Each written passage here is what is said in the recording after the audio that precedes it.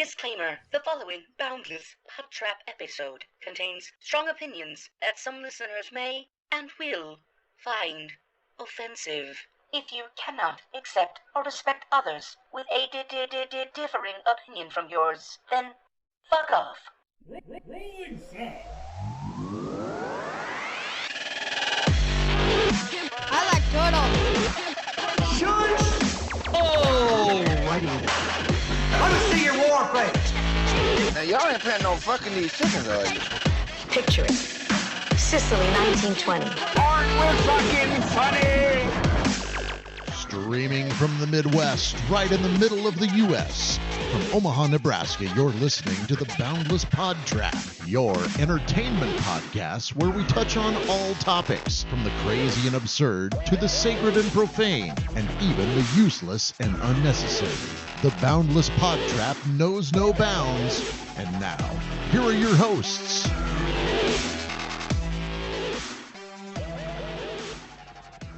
Good morning, everybody, or afternoon. What's up, boys? It is morning. It is morning. This is the first morning podcast we've ever recorded On a Sunday. on a Sunday. I feel like I'm at Sunday morning, at church. coming down. It is the church. I am Are a you? registered minister, so Nice. hello, fellas. Thank you. Is that Doing why it. you put holy water on us when we came in? Oh yeah. That's what that was. That's what he told me, at It's least. a very slippery consistency. It's a I always moan when I cover people with holy water. anointment oil. Ew. It smelled like tuna. You're registered in I've the never actually had tuna before. It just always grosses the shit Really? out of me. Yeah. God love bless you. tuna subs. Are usually my go-tos at like Subway or something like that. I was always under the impression that tuna was like an anchovy, and It the is. Ninja Turtles like Like a fish. completely took me off anchovies. I always thought that tuna is what a girl's locker room smelled like. Justin, you would know. Starkist. Why do they call it? Don't they call it like chicken of the sea, the tuna Yes. brand? Why do they call it chicken of the sea? I don't know because it doesn't even taste like chicken, but Maybe. I don't know. Let's find out. Do a Google search. I'll be back. I'm not gonna Google white chicken. Because then you're going to have ads for tuna Right. and strip, Because and chicken goes strip into clubs on everything, your... and then tuna can go into everything. I think it's more of like is that like a white people thing, or Wow, you had to go there. starting it off like that? I think that we all mayonnaise. need to start eating more tuna I eat a lot of tuna, sometimes. with garlic. I do. Some of the squeezed garlic stuff from like Hy-Vee.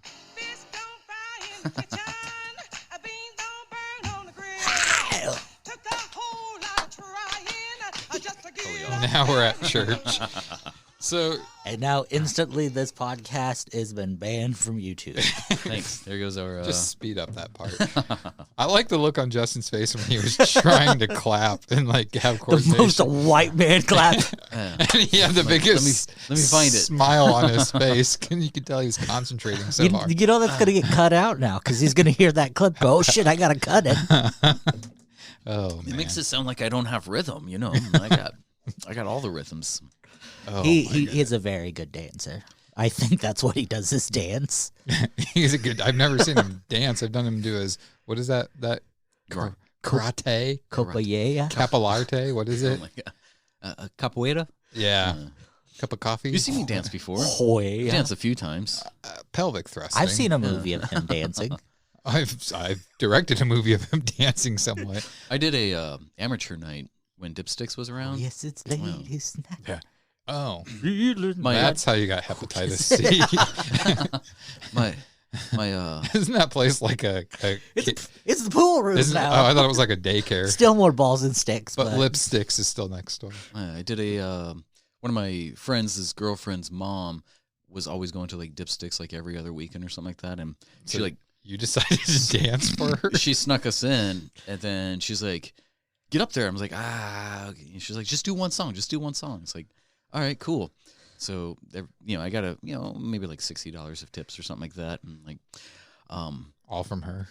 and I wasn't 18 yet. So, but they didn't know. So That's why they're closed and they're a pool hall now. well, Andy went up and he's like, "Do you have the song Everybody Was Kung Fu Fighting?" So I could dance to it. Yeah. Did you have your Jeff Hardy armbands on when you were up there dancing? Yeah. Did You're I don't think thinking so. about I it. probably had Yeah. like Jinko pants or something like that at the time.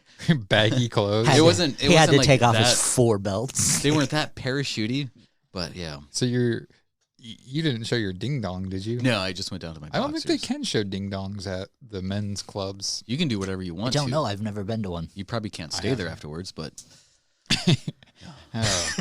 Dancing like, get the fuck out of here. I Disgrace me. I've been to the Playhouse here in town. they have community playhouses. Yes, their amateur night. I think it was like every Wednesday, and it's just like it's weird. And it's not like actual amateurs. It's girls from other strip clubs in the area coming over to try to make an extra $1,000, which I don't blame them. I would do it if I could. But yeah, it was interesting. I've watched lots of amateur stuff on Pornhub, and they are definitely not amateur. No, They they just do that because I think it's more of the pervert like you that went to Pornhub to masturbate. Exactly, yeah. They know their audience. It's just something in your mind, like thinking like, ooh, this girl doesn't know what she's doing. She's real. She always does, but though. I want something with She a little less says pepper. she doesn't. She does. Yeah, that same friend's whose mom that was, that friend married a woman who worked at the Playhouse at one point. And I remember the commercial playing like at night every, whatever. She would come home and she's like, none of those girls work there. None that commercial's, yeah. The Playhouse commercial?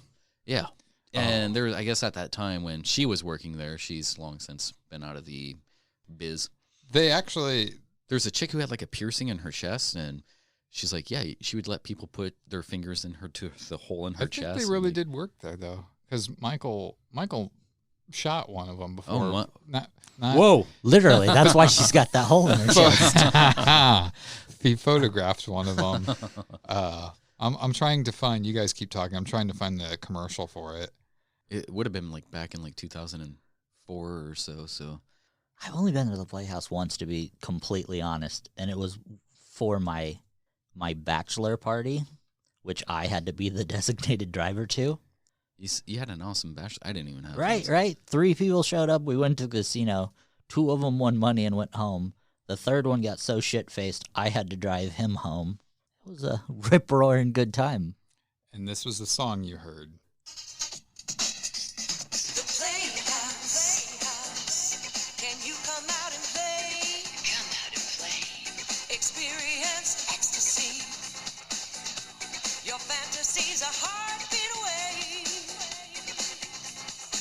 Just feel the rhythm of the night, gentlemen.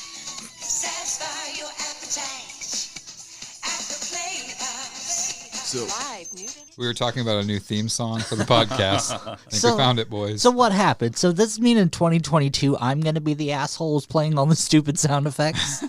Yeah. 2020 was Justin, 2021's you, 2022's coming to me. I didn't have the stupid ones. They were right on point. Right? You can't tell me that wasn't the best local ad you've ever It heard. says, come there for like ecstasy. See, like maybe if I have like a kink of, having like 2 grown guys, manhandle me, like I go to the Playhouse so I can touch a girl and have 2 guys manhandle me. It's Dude, like, they don't do. I didn't even have to pay. They don't do nothing there. Please don't touch I've her. seen lots of guys put their hands on the Cinnamon, are you okay? the dancers there, and the guys that work there that are like the bouncers. They don't care. They're just there because they get to be around naked women all the time, and like they literally, like I don't drink.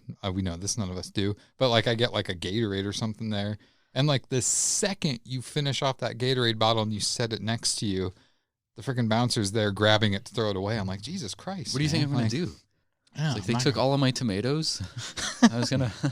I remember getting some guys in trouble there once because I put $1 down on the stage now because it's like this. You have to sit, and so like your chin is basically resting on the stage, and so I put $1 down. I thought it'd be kind of funny. I blew on it, and the dollar started doing like the worm across the stage. Well, the 2 guys next to me thought it was the funniest thing, and so they kept doing it. And the stripper was like, "Can you guys please stop doing that?" And like she got pissed because she thought they were blowing on her butthole, and so those two guys got kicked out, and I'm just sitting there like, oh boy. Started Corona into a stripper's butthole. This was probably like 2006. She did a little turn, slipped on a $1 bill, cracked her. So much blood. So much blood. Man, yeah, there was. Well, So what do we got to? What's going on? Before we move on quick, we did lap the horn. Welcome 2021, boys. Yeah. It's so different in this world. Everything is back to 100%. 100%. Nothing changed. Amazing. Do you guys have any New Year's resolutions you want to share with the crowd? I don't do that crap. Because you want to go around the table? Let's wrap the horn. I'll start if it makes you guys more comfortable. My resolution is to punch people that think they're going to stick to their resolution. Right on. I decided, and I'll throw it out there. I wanted to start dressing more responsibly, more like an adult. He's wearing pants today. I'm not wearing pants today. Oh, he's not wearing pants today? Yeah, they're still my ugly shorts. They were at once pants, it looks like. Yeah, they were at once pants. But, like, I got on Amazon and bought some vests and some ties. What? To wear around the house? Oh, I'm going to go outside eventually once this is all over. Well, you wear it around the house. That way you can gain the confidence of, like, oh, this is me. I bought a sweater from Old Navy. Oh, man. Right? He's going Heathcliff Huxtable on us. Fuck yeah. I put it on and I was like, won't you be my neighbor? That's not Heathcliff Huxtable. Do you want to go Frisbee golfing now? I do have a set somewhere. Heathcliff Huxtable's more like, I'm going to put something in your drink.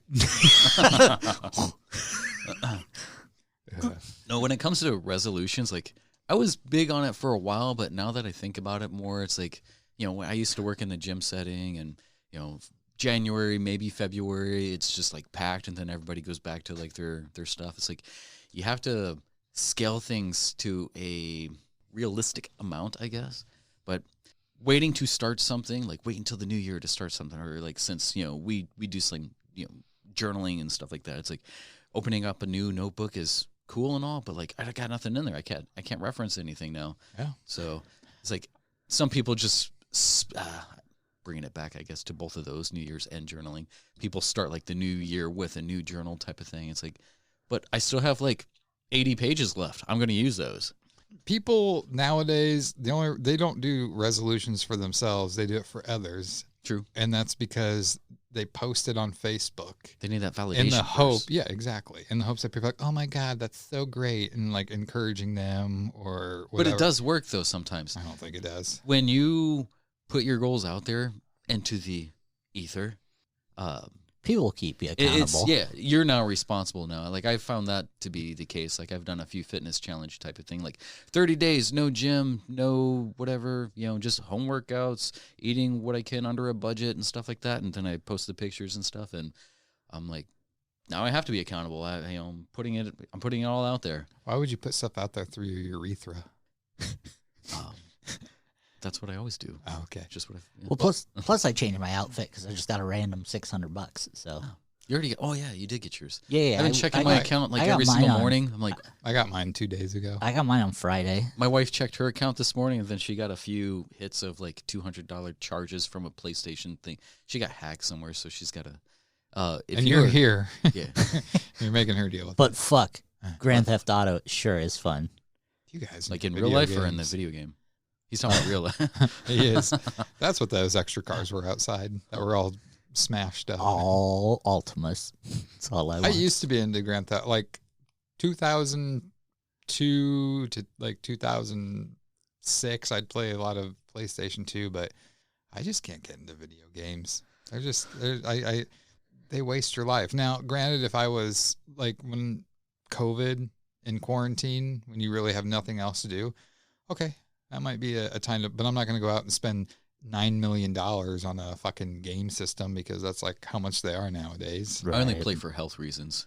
It's to ward off Alzheimer's and stuff. It's a mental, stimulation. So I just do it for my health. So is writing and creating.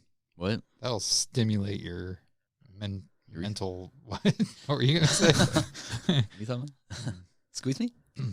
No, I guess my New Year's resolution would be to actually physically curb stomp those anti-mask wearers and COVID deniers out there, because wake the fuck up. It's real. I'm turning a new leaf. I'm actually going to be one of those now. Let's go outside. I want to see what it's like. to be an asshole and And people are like, you inconsiderate can't, prick. it's a 99%, survival rate. It's like, yeah, but it's still sucky when you get it, though. Yeah. It's like, if I just sneezed right here and didn't cover my mouth, would you say, cover your fucking mouth? Or would you want me to have some sort of protection between the molecules that are transferring? I'm literally, if people deny it and they don't wear masks where they're supposed to and have attitude about it, they're out of my life. I don't need those pricks because a sneeze into the mic. This is, yes, it's a 99% survival rate, but you should. It's a 100% not pleasant. Well, and this vaccine, you've heard the side effects now people are getting from vaccine. It's causing people to black out. Mm-hmm. People do that willingly already, though. Yeah. there was a news person that got the vaccine in the middle of the interview on camera. Her eyes rolled to the back of her head and she passed out. And all these people, a ton of people. So it's like, I never was planning on it. Well, if I'm you not get getting it- this vaccine because we don't know anything about it. It was rushed. I'm gonna mark it right now. Was it December 3rd? December January 3rd. January 3rd. Shit, I got to go Christmas shopping. Yeah, the third. January 3rd. People are going to use this vaccine to try to get out of things like, the vaccine made me tweet this. It's. I'm not going to say what I was going to say. Say what you're going to say. Nope. I'll just edit it out later. I think Corona's a hoax. Okay. Yeah. He's got a point, though. So, Getting know. curb stomped. No one I know has ever had Corona, so I think it's a hoax. Like the sun Corona? Or? There's probably still Corona floating around this house. No one I've personally known has ever had Corona. I think the numbers are fake. I think it's fake news. I do think that this new wave of Corona. Oh, it's gonna be so much worse than that's the first. coming around. I part of me is the timing of it is kind of weird. Like I just think that I don't know. I'm sure it's real, but It's been in the EU for probably about a month and a half now. So that means Europe for you. Thank you. You're welcome. Man, I don't know. I mean, this world, that's why I said everyone's like 2021 is going to be so much better. Speaking of video games, people learned a lot about Corona through, what was it? There was a multimedia online, whatever, game where I guess there was like some little glitch that caused everybody to get like this little virus. And they learned to understand certain viruses through this game. What was that? You probably know. Earth? Was it like Warcraft or something, I think? Oh, fuck no. But Earth, yeah, that's where I live, so. Space Invaders? No. The Pong? I guess we are kind of in Sim? space. Jungle Hunt? Have you ever just scaled back and Asteroids? see how Pole insignificant position? we all really are? Oh, yeah. We're this Are little. you having what is it, existential crisis? No, I'm enjoying it. So Oh, man. So what's on the docket for today, boys? I think we've stumbled down the rabbit I hole think pretty far. we're going to try the same layout as last time, where each of us brings a topic to the table. And then we're also going to play a game.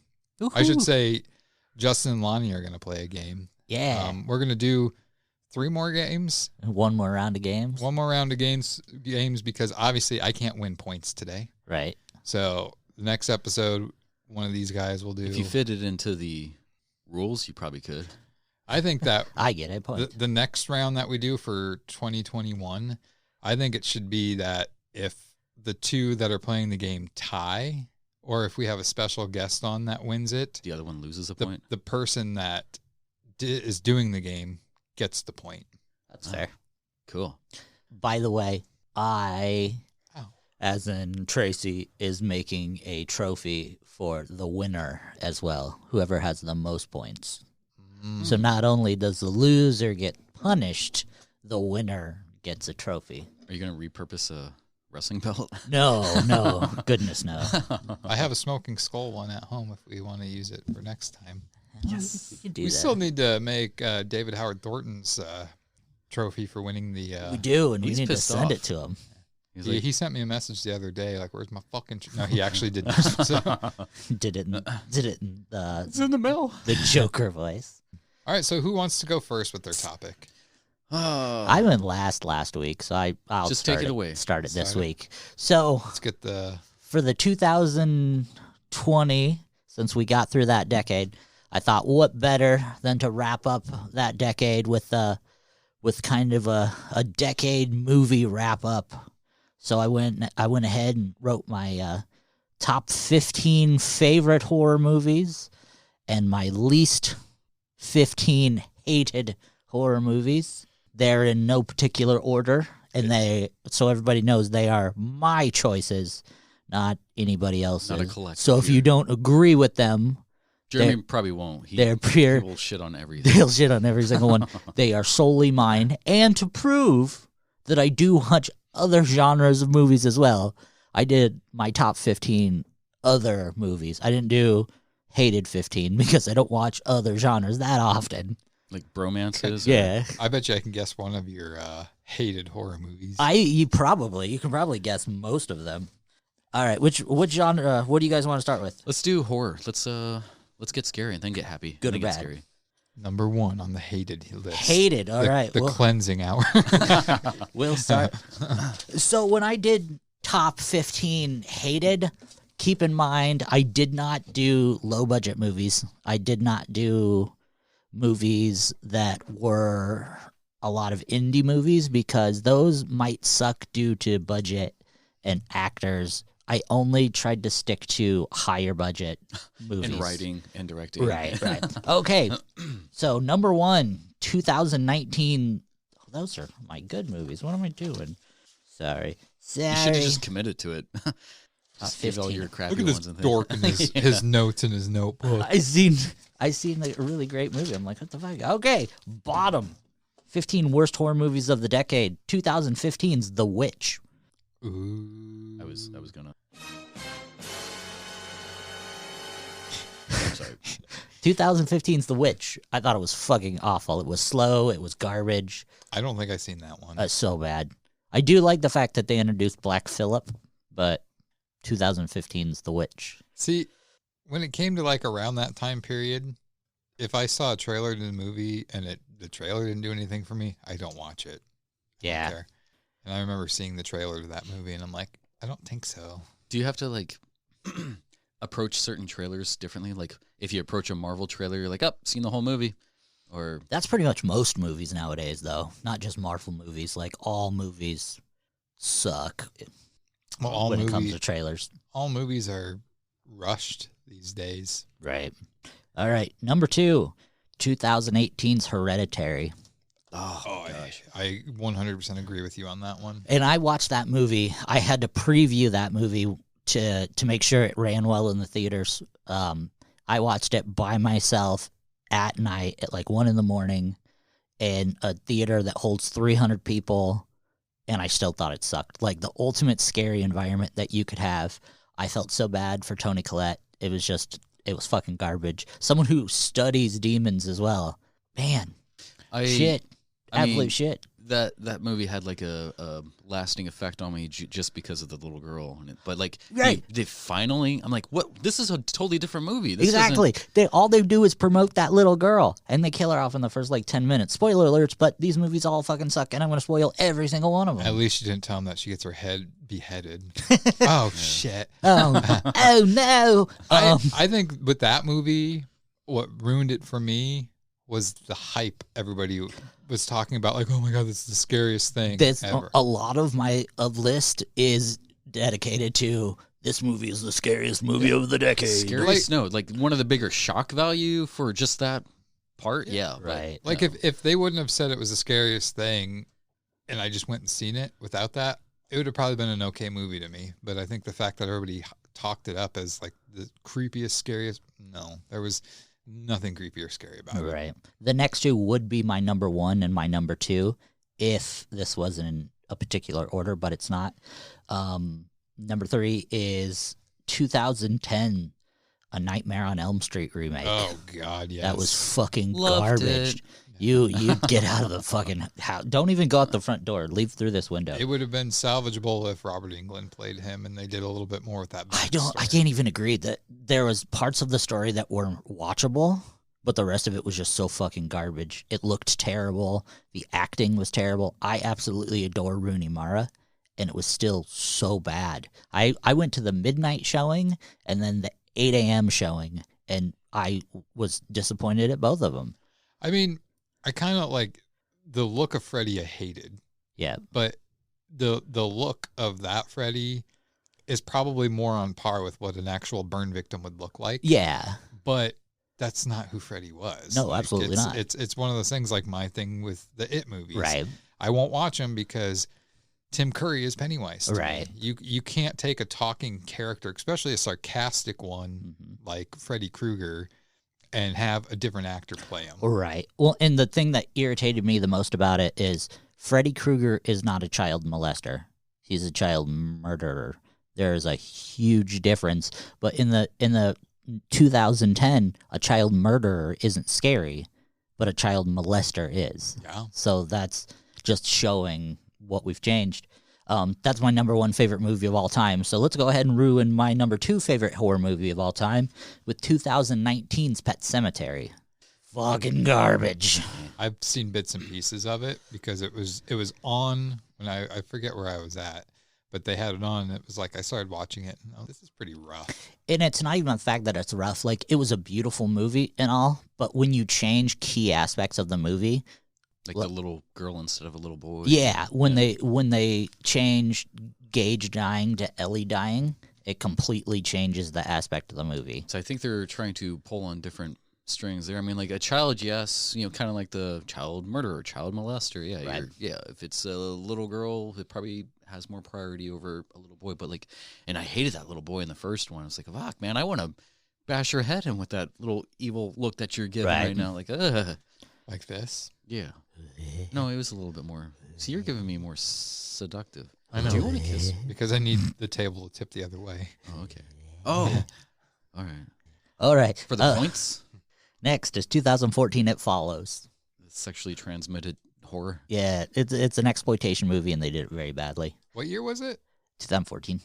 I thought you said 17. I was like, I thought that was older than that, but okay. And it's weird. Like, they're in Detroit, and you expect Detroit to be shitty, which it was, but then they'd be like, oh, look, this girl's reading an ebook. Like, so is it old school? Is it new school? And the fact that, like, I wouldn't mind if the monster was invisible and it's an ever-present force, but when you can shoot the invisible force with a gun, like, it takes me out of it. It is Eminem, Marshall Mathers. He just follows people rapping. Yeah, just screaming, Mom, spaghetti at everybody. Yeah, Mom, fucking kill you. Number 2013's The Conjuring. I did like those.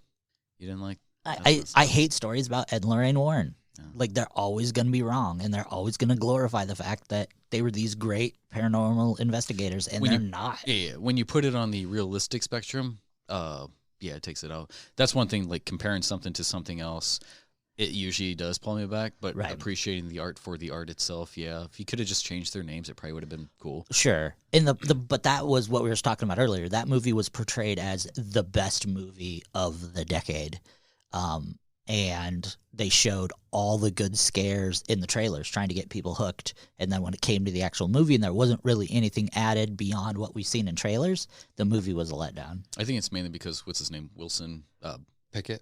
What's the dude? The actor? Something Wilson? Uh, The guy who played Ed. He's a fantastic actor. Yeah. And I hated him at first because the first thing I ever saw of him was like Phantom of the Opera, and that was and he played Raoul. And it's like, man, but then take him back and like, oh, well, I hate him because he's that good, like appreciating something after the fact. It's like, oh, that you're going to piss Paco off because that's his favorite actor. That's true. My thing with The Conjuring, I'll just say real quick, is I don't think it was a bad movie.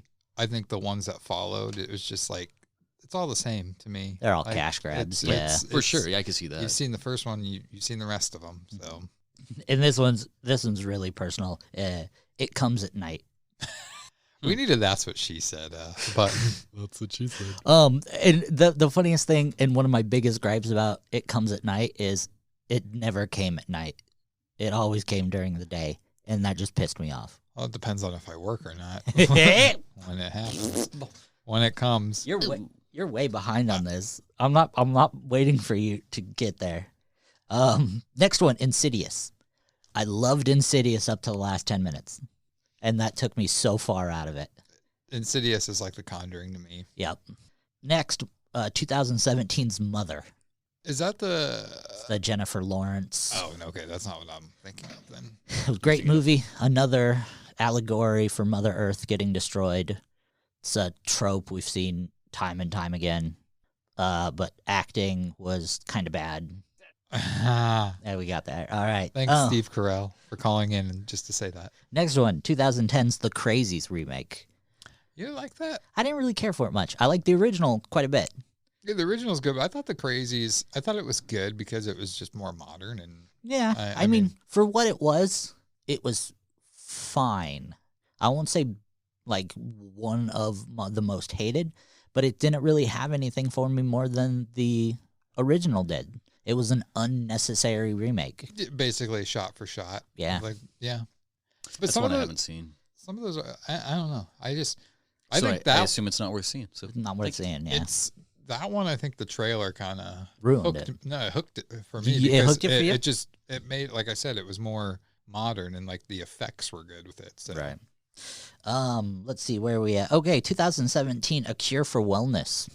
I don't even know that. Oh my God, it was about water and then like leeches that made you live forever. Is Kevin Costner in this one? No, Kevin Costner's not in this one. Did you? I seen it in theaters. Did you read the synopsis before you went to see it? Oh no, it just said it was a horror movie. That explains why you went to see it. Because if you had read that synopsis, I'd be like, oh no, next. There's no like merman love story. Nope, no more merman love story. Next, The Purge: Anarchy, from 2014. I haven't seen any of those Purge movies. That's the second one, or is that the third one? I think the third one. Yeah. Yeah, I like. The first one was great. Election Year was great, and the prequel was great. But the couple in the middle, like they just tried to make it like more hardcore than necessary, and that one way jumped the shark. Yeah, because I like the first one because it was inside a house, right? And then the second one was like outside the house. Yeah, on the street. Yeah. Election Year. Election Year was with Matthew Broderick. Close. Okay. 2019's The Lighthouse with William Dafoe and Robert Pattinson. Haven't seen Pattinson. Is that supposed to be a horror? Yeah. It's A24. Is that? It's a thriller horror. Yeah, wasn't that roughly Anyway, it's that dude you H.P. Lovecraft. Wasn't that roughly Lovecraftian? It's kind of, yeah. It's Willem Dafoe, Robert Pattinson stuck in a lighthouse waiting for a storm to pass, and just their minds going crazy, degrading until one kills the other one. It's slow, and then it goes off the rails. That's actually going to be how this goes down eventually. I think the whole world. Well, I mean, at least the BPT. I don't give us 30 episodes and then one of us kills each other. Oh yeah, I got 24 episodes. I got my eye on 24 in us. Your body will keep me warm. The 2013 Evil Dead remake. Yeah, I agree. That one, it took away all the visually. It was pretty cool. Story wise, I liked the pothead dude. He was funny. He was the comedic. Right. Yeah. It took away all the comedic elements that were. Yep. There's no campiness. There's no funness. I think even if it wouldn't have been an Evil Dead movie, I still wouldn't have liked the movie. I agree with you. Have you watched the series? Yes. Do you like that one? Yes, I do. I haven't seen the. Was it? We're up to. I think I'm halfway through the second season. So. And last one for the bottom of the horde list: The Strangers Pray at Night. The second one. It was pretty much the first season or the first movie again, just crappier. Yep. And it just shows how easy you could take them out. Like on a date? Well, take them out, kill them, and why weren't they so easily killed in the first movie? Well, that's how you date. That's how you date them. Yeah. That's how you do it. That's how you do it. Oh, that's how you romance. I've been doing it wrong all these years. All right. Top 15 horror movies that I love. Oh, that's still where's the... Okay, here we go. Top 15 horror movies that I loved for the decade. And a lot of you might disagree, but these are my top 15 horror movies. Some of them might stretch into the thriller, an argument that me and Jeremy hold a lot. But here we go. It's different. Top 15 subgenres. Top 15 horror movies of the decade that I absolutely loved. 2014, As Above, So Below. I fucking loved that movie. It's found footage movie about people going into the French catacombs. Yeah, isn't that the one like they a piano key thing that Yes, they press. they found. Yeah. Yep, fantastic. Cool. I like that one. 2014's Dale and Tucker versus Evil. That was a good one. An amazing horror comedy. Just great. Those are hard to do without seeming to me like you're trying. Yeah. We didn't even finish the thought there. Yep. Try hard. Overdoing it. We'll let the listeners figure out the ending to that. There's two types of people in this world. One that can extrapolate data from incomplete data. Yeah. This one, when I read the list to Tracy, this one definitely got an eyebrow raise out of her. 2017's Anna and the Apocalypse. I haven't seen that. Never one. seen it. It is a zombie musical. That's probably why. It is fucking fantastic. If you like musicals, if you like theater, it's great. If you like zombie movies, it's great. I don't hate musicals. I mean, I like a lot of musicals, but in order to watch them, I have to be in the mood to watch it. I can't just like, let's do a musical tonight type of thing. I like both of them, but I don't know that the combination of them is something I would I like. randomly found it. It was charming. It was fun, and it still had a good zombie. Charming. It was charming. Is one of your New Year's resolutions to? Never mind. 2017's Get Out. I thought Get Out was revolutionary. I thought it was fun. I haven't seen that one yet. I'm a big fan of all of. You don't see a lot of black people living in horror. Is all I gotta say. Yeah, huh? These days, yeah, they're not the first to go. This makes me sound terrible, but I got a copy, and it's super exciting. A copy of the Nightmare on Elm Street, Suffer the Children, which is a super hard book to find, which I'm so stoked about. And I was reading it last night, and randomly popped out of my mouth. There's a character named Chris, which is an African American athlete, and it just popped out of my mouth randomly through. It's like, why is he still alive? I was like, oh fuck. Whoops. I don't mean to sound racist, but marble tile is better than just porcelain tile. Attaboy. Yeah. Usually when people say I don't mean to sound racist, they're like, well, when you say that, you are automatically sounding racist. But so I didn't sound racist. I don't mean to sound racist, but fuck white people. 2015, The Devil's Candy. I feel like I haven't seen half of your list here. Yeah. Devil Candy's great. It's about an artist who is commissioned to do an art piece that's demonic, and his family slowly starts being part of his paintings, being corrupted by a demonic force. Fantastic. Find it on Netflix. Next, 2017's, and we can talk about this one at length. One Cut of the Dead. Oh, yeah. Absolutely great movie. Go back to episode 1 if you want to hear our thoughts on Holy that. shit. Was it? That was I think the first that one. was no, episode 1 or 2. Yeah, way back in the day. Followed by another amazing Asian horror movie, 2016, Train to Busan. That was a really good one. Didn't see that one. It was very... It's a zombie. It's a zombie horror movie based on a train, like people being stuck on a train. It's mixed in different elements. And it's a foreign film, you said? Yes. Yeah, a Korean film. Yeah, and it'll be good.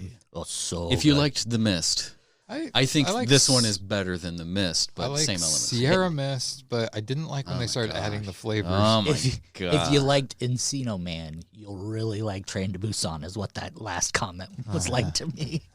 Well, I guess at the very end, it's like it's right there. It's right there. And, I love Encino Man. 2011. Isn't it you? 2011's Gazongas. Cabin in the Woods. I hated that movie. I absolutely hate it. And that was another hype thing. People hyped it up so much. And I'm like, this is it? I liked it once I finally understood it. Yeah. There's so much in the back that like holy shit. You guys got a whole library. I thought it was fun until I really put my noodle to it and realized what it was about. And then I was like, okay, I get this. I like it better now. Putting your noodle to something could get you in trouble. I went there. I didn't get it. Neither did I. We'll tell you when you're older. 2015's Green Room. Absolutely love that movie. It's fucking fantastic. Green Room. I've seen It's got Patrick Stewart in it. It's about a group of kids who go to play. They're in a band. They go to play this Nazi. Yes. Okay. Yeah, go to play a Nazi show, and then they get basically kidnapped to a room, and they got to find their way out. That's why I don't play Nazi shows. I was never I was play Nazi thinking shows. Green Inferno for the longest time. Fucking Like that's put that on my top I was thinking the 16 Cellar. terrible movies. Isn't the Cellar where they, or no, the safe, where they have like the little Oh, Safe Room? safe room? Yeah. With tiny Kristen Stewart when she actually could act. Do you call that horror? I've never seen that one, No. so probably not. Well, All right. 2014's The Babadook. nice. Love The Babadook. Yeah, Shows and people who listen to this who are writers or anything like that who write films, that movie has exactly 21 seconds of actual monster in it. You don't need to slam a monster in every single scene to be a good movie. I recently just watched a Netflix movie called, what was it, the Demon Slayer, the Demon or Head Slayer or something like that, where the dude just goes around taking heads, and it's just pretty much one main actor and his daughter. It doesn't ever show any of the fights, but it was kind of encapsulating. You know, he brings back the heads and puts it on the wall and stuff like that, and has like this stuff that he, I guess, heals his own wounds and stuff. And yeah, that's kind of a topic for another time. But like when it comes to writing and stuff like that, sometimes you don't have to show anything. Nope. It's what you don't see that's scarier because you, the viewer, are now creating. Yeah, your imagination's so much worse than anyone else could ever imagine. But it's also good to show things at times. Right. But it's a. I think sometimes when it does show things, like you get the full effect, and you're like, I think half the time it's left with disappointment. You're like, oh, that's it? That's it? I kind of want to change my topic to this tonight.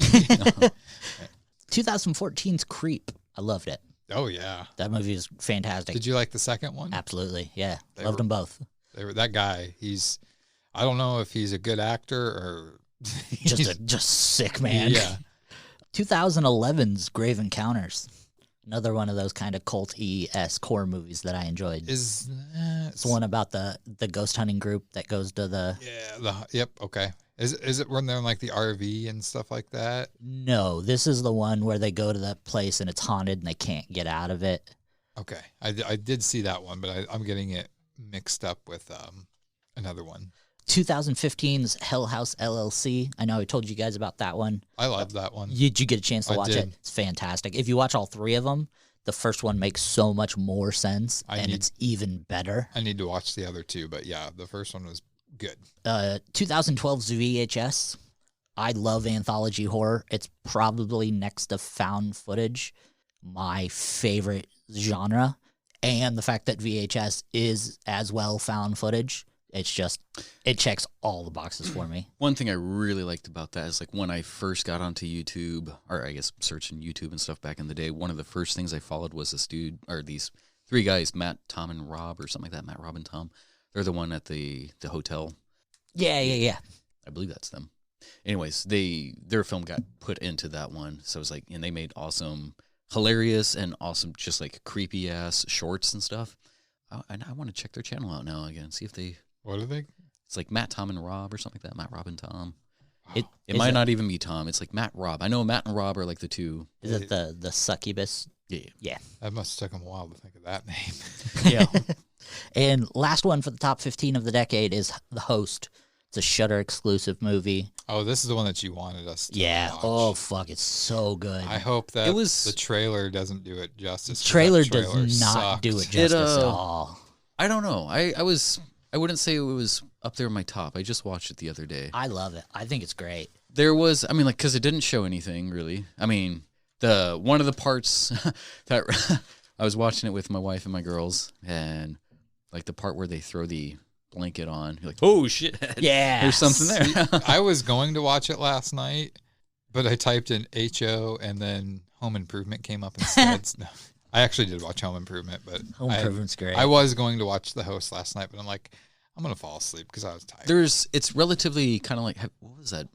Friended or unfriended, whatever. It's kind of like that, but it's such a better version in my opinion. It looks exactly the same though. It is, but it isn't. I mean, like they utilize a little bit more technology. Like there's one of the girls who's using like face recognition type of thing. So like a filter. Type. Yeah, that's been done though. Yeah. I've seen so many other movies that have done that, like short films that do that all the time. Oh, every gag you'll see in it, it's just the quality of which they do it wrapped around the story they're doing it in. All right, and then we'll quickly speed through my 15 non-horror movies of the decade. 2019's The Dead Don't Die. I absolutely love that movie. It's so great. It's so bland, dark humor. Never seen it. So great. So great. We'll sit down and watch it one of these days because this is one of the greatest. Is it like that? What's that one really cool movie, Rubber? Is it like that? Rubber was on my list. and then I'm like, I could probably put something over Rubber. 2019, a movie. Put a rubber over. A movie Jeremy has said he's hated multiple times. Once Upon a Time in Hollywood. I like that movie. I like the twist at the end. I just enjoy it. It was just I know Quentin Tarantino movies, and I love Quentin Tarantino movies, but this one scenes seemed too long and stretched out. Right. For me, like they were unnecessary long, and they weren't very captivating. Right. I don't completely hate the movie. I just think it's his worst. Right. Yes. Well, I guess of his movies. Yes, of his movies. I was gonna say, like, did you think Little Nicky was cool? His little cameo in there. So 2019's Jojo Rabbit, loved it. So great. It was the Hitler one. It's about the little kid going to train to be a Nazi, finds a Jew in his house. I thought that was a Disney movie, Jojo Rabbit. No. 2019's The Joker. Oh yes, hell yes. Probably one of the best movies of our lifetimes. You want to talk about somebody that was against that movie? And then I saw the trailer, I'm like, whoa. Right. And then I saw the movie, and I'm like, cream. I tried to put as little, like, Marvel and comic book movies on here as possible, because this could have easily been nothing but Marvel movies. But I'm like, this one does not count. Like, just The Joker is fantastic. 2018's, it was a documentary called Free Solo about a rock climber who climbed a mountain. I can't exactly remember what it was called, but a straight cliff mountain. He did it with no cables. And the whole movie was just building up to him climbing this sheer... And he had to cut off his own arm. Yeah, he got stuck at one time, had to cut his arm off. That didn't happen, but... 127 hours. 2017's Baby Driver. Absolutely loved it. Edgar Wright, it's amazing. If you haven't seen it... I have not seen it. If I'm quiet, I haven't seen it. The awesome thing about the movie is a lot of the action sequences are based on songs. So, like, whenever, like, it will be strong bass sounds, it'll be gunshots. Or if he's squealing around a corner, it will be a drum fill. It's like they match the song perfectly with the actions of the movie. It just makes it so much better because the driver of Baby Driver... he has to be listening to music while he does it, and it's an Edgar Wright film, so you know it's done perfectly. It's a fantastical movie, and the soundtrack and the audio design is hands above probably the best I've ever seen in a movie. All right. 2017's Logan, probably the best comic book movie there's ever been made. Pretty dark. Dark, and gory. Beautiful. If you watch it in the black and white, we have the digital version that comes with a black and white cut as well. It's even better. Do they do it like Sin City style where like blood and stuff is red? I couldn't tell you. I can't see red. Oh, that's right. Oh, I'm sorry. That's all right. Dickhead. 2010 Scott Pilgrim versus the World. That was a really fun one. Still, all right. So this will be our list anyway. 2019's Uncut Gems. Oh yeah, that was good. With Adam Sandler. That's Adam Sandler's best movie. You know, I laugh because he's trying to play like a shyster, but at the end of the day, he is a Jew, so it's a really easy role for him. That movie gave me so much anxiety from start to finish. Like I've never been so uncomfortable watching a movie, but loved it at the same time. So good. 2013's The Wolf of Wall Street. It's a good movie. I wouldn't put it on a pedestal or anything. Yeah. 2010's Inception. I turned that one off. I didn't care for it. Dream play is usually one of my go-tos. If you can fuck with dreams or time, it's like, nice. That's where the twist is for me. Right. Justin, wake up. Is this a dream? We're not recording? 2017's Thor Ragnarok. Yes. That was So that was the best Marvel movie. The comedy that they put into it, I think, was perfectly timed. I would say Absolutely. I wouldn't put that over Deadpool. Deadpool's not a Marvel movie. It is. No, it's not. Totally. It's Marvel based. It's a Sony movie, yeah. Let's see. 2018, Sorry to Bother You. Fucking fantastic movie. Who's in that? Don't know. Oh, okay. I don't know names, but it's about the guy who works the call center. It's got Danny Glover in it. I know that much. Isn't he too old for that shit? No, he's working at a call center. He puts on his white voice, goes up to the top of the food chain, and then finds out the company he's working for is making horsemen. Oh. Yeah. Like minotaurs or like just men with a horse head. So like you get to see lots of giant horse cock in it. The fuck? Okay. Yeah. Sold. quit your day job. Yeah, 2017's Lady Bird.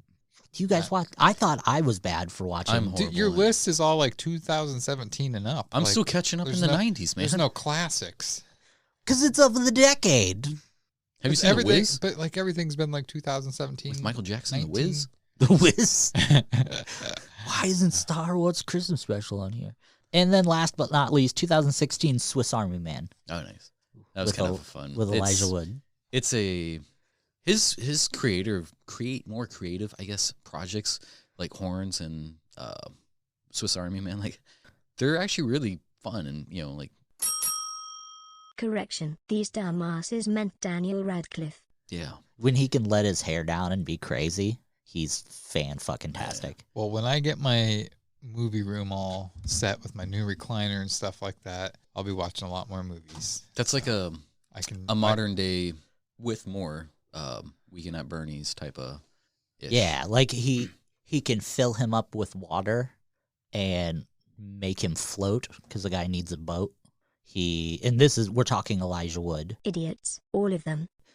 He can push his back and give him like the karate chop motion like your action figures would had when he needs to cut wood. Like this guy is stuck on a deserted island or stuck in the woods, I can't quite remember. And so he was talking to Elijah Wood. Still, Daniel Radcliffe. Who can talk back about his girlfriend. And Elijah Wood would get an erection and he's like, I don't know what's happening. It's fantastic. He just doesn't have, I can relate. Yeah, motor functions. All right, that was my interesting 45 movies of 2010. You ever check out somebody's like curated list and you're like, oh, nice, and then like you have certain thoughts or about like a certain pick, you're like, what the fuck? Like that's on there? Out of everything? Yeah. I looked over some like people's top horror lists of the decade, and everyone's like, Hereditary is the scariest movie of the year, and I'm like, yeah, go fuck yourself. Like you know shit about this. Those people need to get pink eye, right? He can't see pink. Can you see pink? But if he gets pink eye, he can. He's like, oh, so this is what pink looks like. This is what gray eye looks like. Tracy, wipe your butt sweat in my eyes. That's how you get rid of anything, right? Just pee on it. Right. So, whoa. How about knocked you out with my mic, Justin? Ugh. So, do we want to do? We'll save your topic for the main one. That way, if we fall asleep, it doesn't matter. I almost rivaled him. He's got 4 pages worth of notes. I had 3. But it's like a book. He has it folded, and it's tiny font. It has a cover page. That's like origami. That's like size 1 font on that. Right? Thing. Yeah, he's using a magnifying glass to read it. I wonder why he had that monocle. Do we want to play my game, or do we want to do my topic first? Let's do the topic, and then. What were you going to say, Lonnie? I was going to say game, but what? Let's fuck with what Lonnie says and do the topic. Let's tell you, we'll let him. This is kind of his episode. Yeah, let's do your topic. Okay. What's your topic? So my topic, and I gave you guys some heads up because you needed to add to it. Oh yeah. Pet peeves. I got a lot of them. So do I. And I just think that we'll do is we're probably not going to get through all of our list. We're just going to get through some of it until we feel it's good enough. But yeah, we'll go around the table and give one of our pet peeves and discuss it with the other two for a minute or so. But I'm going to start mine off. This one, and some of mine are going to be hard to kind of explain. And this one has been a pet peeve of mine for as long as I can remember, and I don't even know why it's a pet peeve, but I hate when people laugh and clap at the same time. It's annoying. I don't get it. Like, what? Why would something make you laugh so hard that you clap? Like you're applauding them for like way to go. And it's like such a sporadic clap too. It's like I think using clap to anything though, like when people try to get their point across, they're like, "You need to do this." It's like, why are you clapping or laughing with it? I had a motor sergeant when I was in the military who like he thought everything he said was funny, and it was annoying because it wasn't funny, and he would do that laughing and clapping, but like he had no control over his body. I'm gonna have to like listen in over the mics here. We'll explain to you. Yeah. So he'd be like, "Yo, you know, do this and do that, and whatever." Just like fall over everything. And it's Justin's taking his pants off for those of you that can't see, and he's slapping Lonnie in the face with. It's like if you said something that was just genius, on point, and he would just like look at you in the dead eye stare type of thing, like that wasn't funny, or like he's mad that he didn't think of it type of thing. It's like, come on. Yeah. But yeah, he just fall on things. Anyways, laughing and clapping. My biggest pet peeve is wet socks. That's my everyday right now. Like just on you, or just on me. Wet socks, just on me. Just like if I get my socks wet, like get snow in my shoe or step in a puddle and my socks get wet, I hate it. But to be fair though, I do have OCD, and a lot of my pet peeves people probably won't care about. But OCD, is that a streaming service? Yeah. It's $9.99 a month. Yeah, I think wet socks suck. They just bother me. Usually when I get wet socks, and this is no lie, I will take them off and throw them away. You can dry them, though. Yeah, but... Wash them and then dry them. They're wet. And you know what I, hated? Every summer, my family, when I was younger, we'd go to Adventureland theme park in Des Moines, Iowa. Come on over to Adventureland. And we would do that, the Raging River, that inner tube thing that you sit in, and, you... Yeah. Possibly get the last part. I was always the one that would get wet on that ride, no matter where I sat. It's okay. It's because you really liked it. I know, but if you didn't get wet during it, it would always. The last part was you had to go under a little waterfall, so you would get wet. But then my socks would be wet for the rest of the time we're there. And I mean, it was hot summertime, so they eventually did dry. But then when you get to the hotel later that night and your socks are still a little damp, you take them out. The bottom of your feet are ghost white and puny as shit because they've been wet all day. Pruny? Yeah. Pruny. They look like prunes. Did you say puny or pruny? They look like prunes or my feet. That's my day every day now since it's snow out. I try to dry my that's one thing that really sucks is when you're about to start your day and you put your feet into wet shoes, you're like, oh my God. That's how this day's gonna be. Get a boot warmer.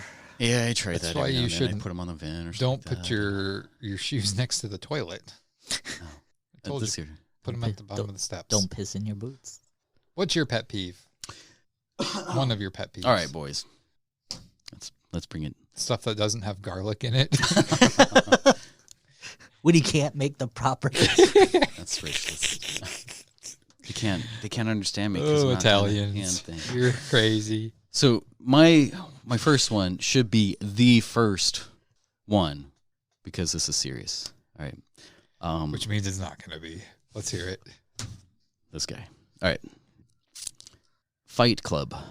You don't talk about Fight Club. You are messing with Lonnie's. His sweater. He's wearing it right here. His sweater vest he has on that says Fight Club. The thing is people do not. You're not supposed to talk about it. That's rule number one. You don't talk about it. Here I am talking about it, and yes, I do expect us to go out back, and you guys can have my ass. I probably could have worded that better, but so what? Anyways, the fucking movie's called Fight Club, right? But even talking about it, there's supposed to be repercussions. What we need is someone to put the brass to the tax and launch a fury of attacks and put you on your ass. See, this is what happened. You need to have some repercussions. I know. These people who think they can get away with it, you need to put it down on those fools and come up on them and be like a Doyle rules. Can we assume everyone on your list is going to be like this, not taken seriously? Mine was 2 words: wet socks. This guy. All right, but I mean, if you don't follow the rules, you can't have nice things, right? He's not even half the way down on the first page. These guys aren't taking it serious. I'm taking it seriously. Your writing sometimes is fucking amazing, and your delivery is amazing. But this is not one of those. No. I'm always very impressed by what you write. Continue. But since you guys are also talking about this too, so after the podcast, we'll go out and have it out. That's my first one. Okay. Very good. All right. Well, mine is my second one are people in public that talk on speakerphone with whoever they are. Oh my God. There's a time and a place for speakerphone, and in public around other people is not one of them. I don't care to hear about your problems. I don't care to hear I don't understand the meaning behind it. Like, why do you have to put, you still have to hold the phone. So why not just have it up to your ear? Having it on speaker doesn't make it easier for you. And they also have the Bluetooth earpieces. If you want to use those. I don't want to hear your fucking person you're talking to and your problems, or if you need more carrots or celery. But that's my second one. When people talk on their phone, I guess, the speakerphone thing, but then they put it right here, and then they're talking at the bottom of their phone really loud. It's they just got it all muffled. The phones now have a really good receptor. They can pick it up if you're you can have it in the back of your pocket and it'd still pick you up perfectly. So that's my second one. My second one is jaywalkers. I'm a big jaywalker. Then I hate you. You can. What did you need to do to me before he curb stomps both of us? I will purposely, if someone's jaywalking, not slow down, not with the intent to hit them, but make them think I'm going to hit them. I think it's, for me, when somebody approaches the street, if you allow them to go and then they just nonchalantly go, it's no, I'm letting you pass. So fucking with a purpose. Come on, move. It's I won't. If someone's jaywalking, I will just go around them. I'm fuck you. Human speed bump, man. And then go and reverse over them again. So what was that? Sure. And then forward. That damn alignment. Yeah, fuck jaywalkers. It's bad in Omaha, but fuck in California. Oh my God. I always feel like the only time I jaywalk per se is when I'm in the old market.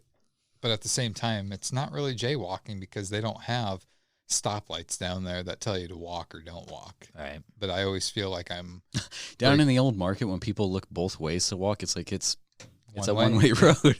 But then again, it is downtown Omaha, so people are kind of. Yeah, I was gonna say it's 2021 now, and people can't wear a mask for 5 seconds. These streets should be able to go both ways. That's They're severely underestimating the potential of their roads.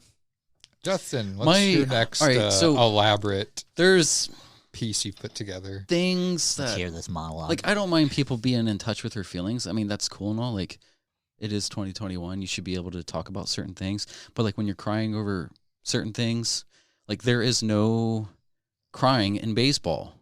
God damn so if you're crying in baseball, that's just not... It's an American sport. You don't even like baseball. I don't hate it. Baseball.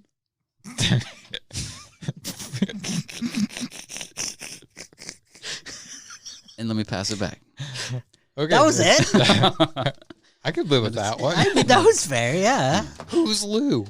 You guys don't get it because you don't like that movie. A League of Their Own. So mine, try to explain this.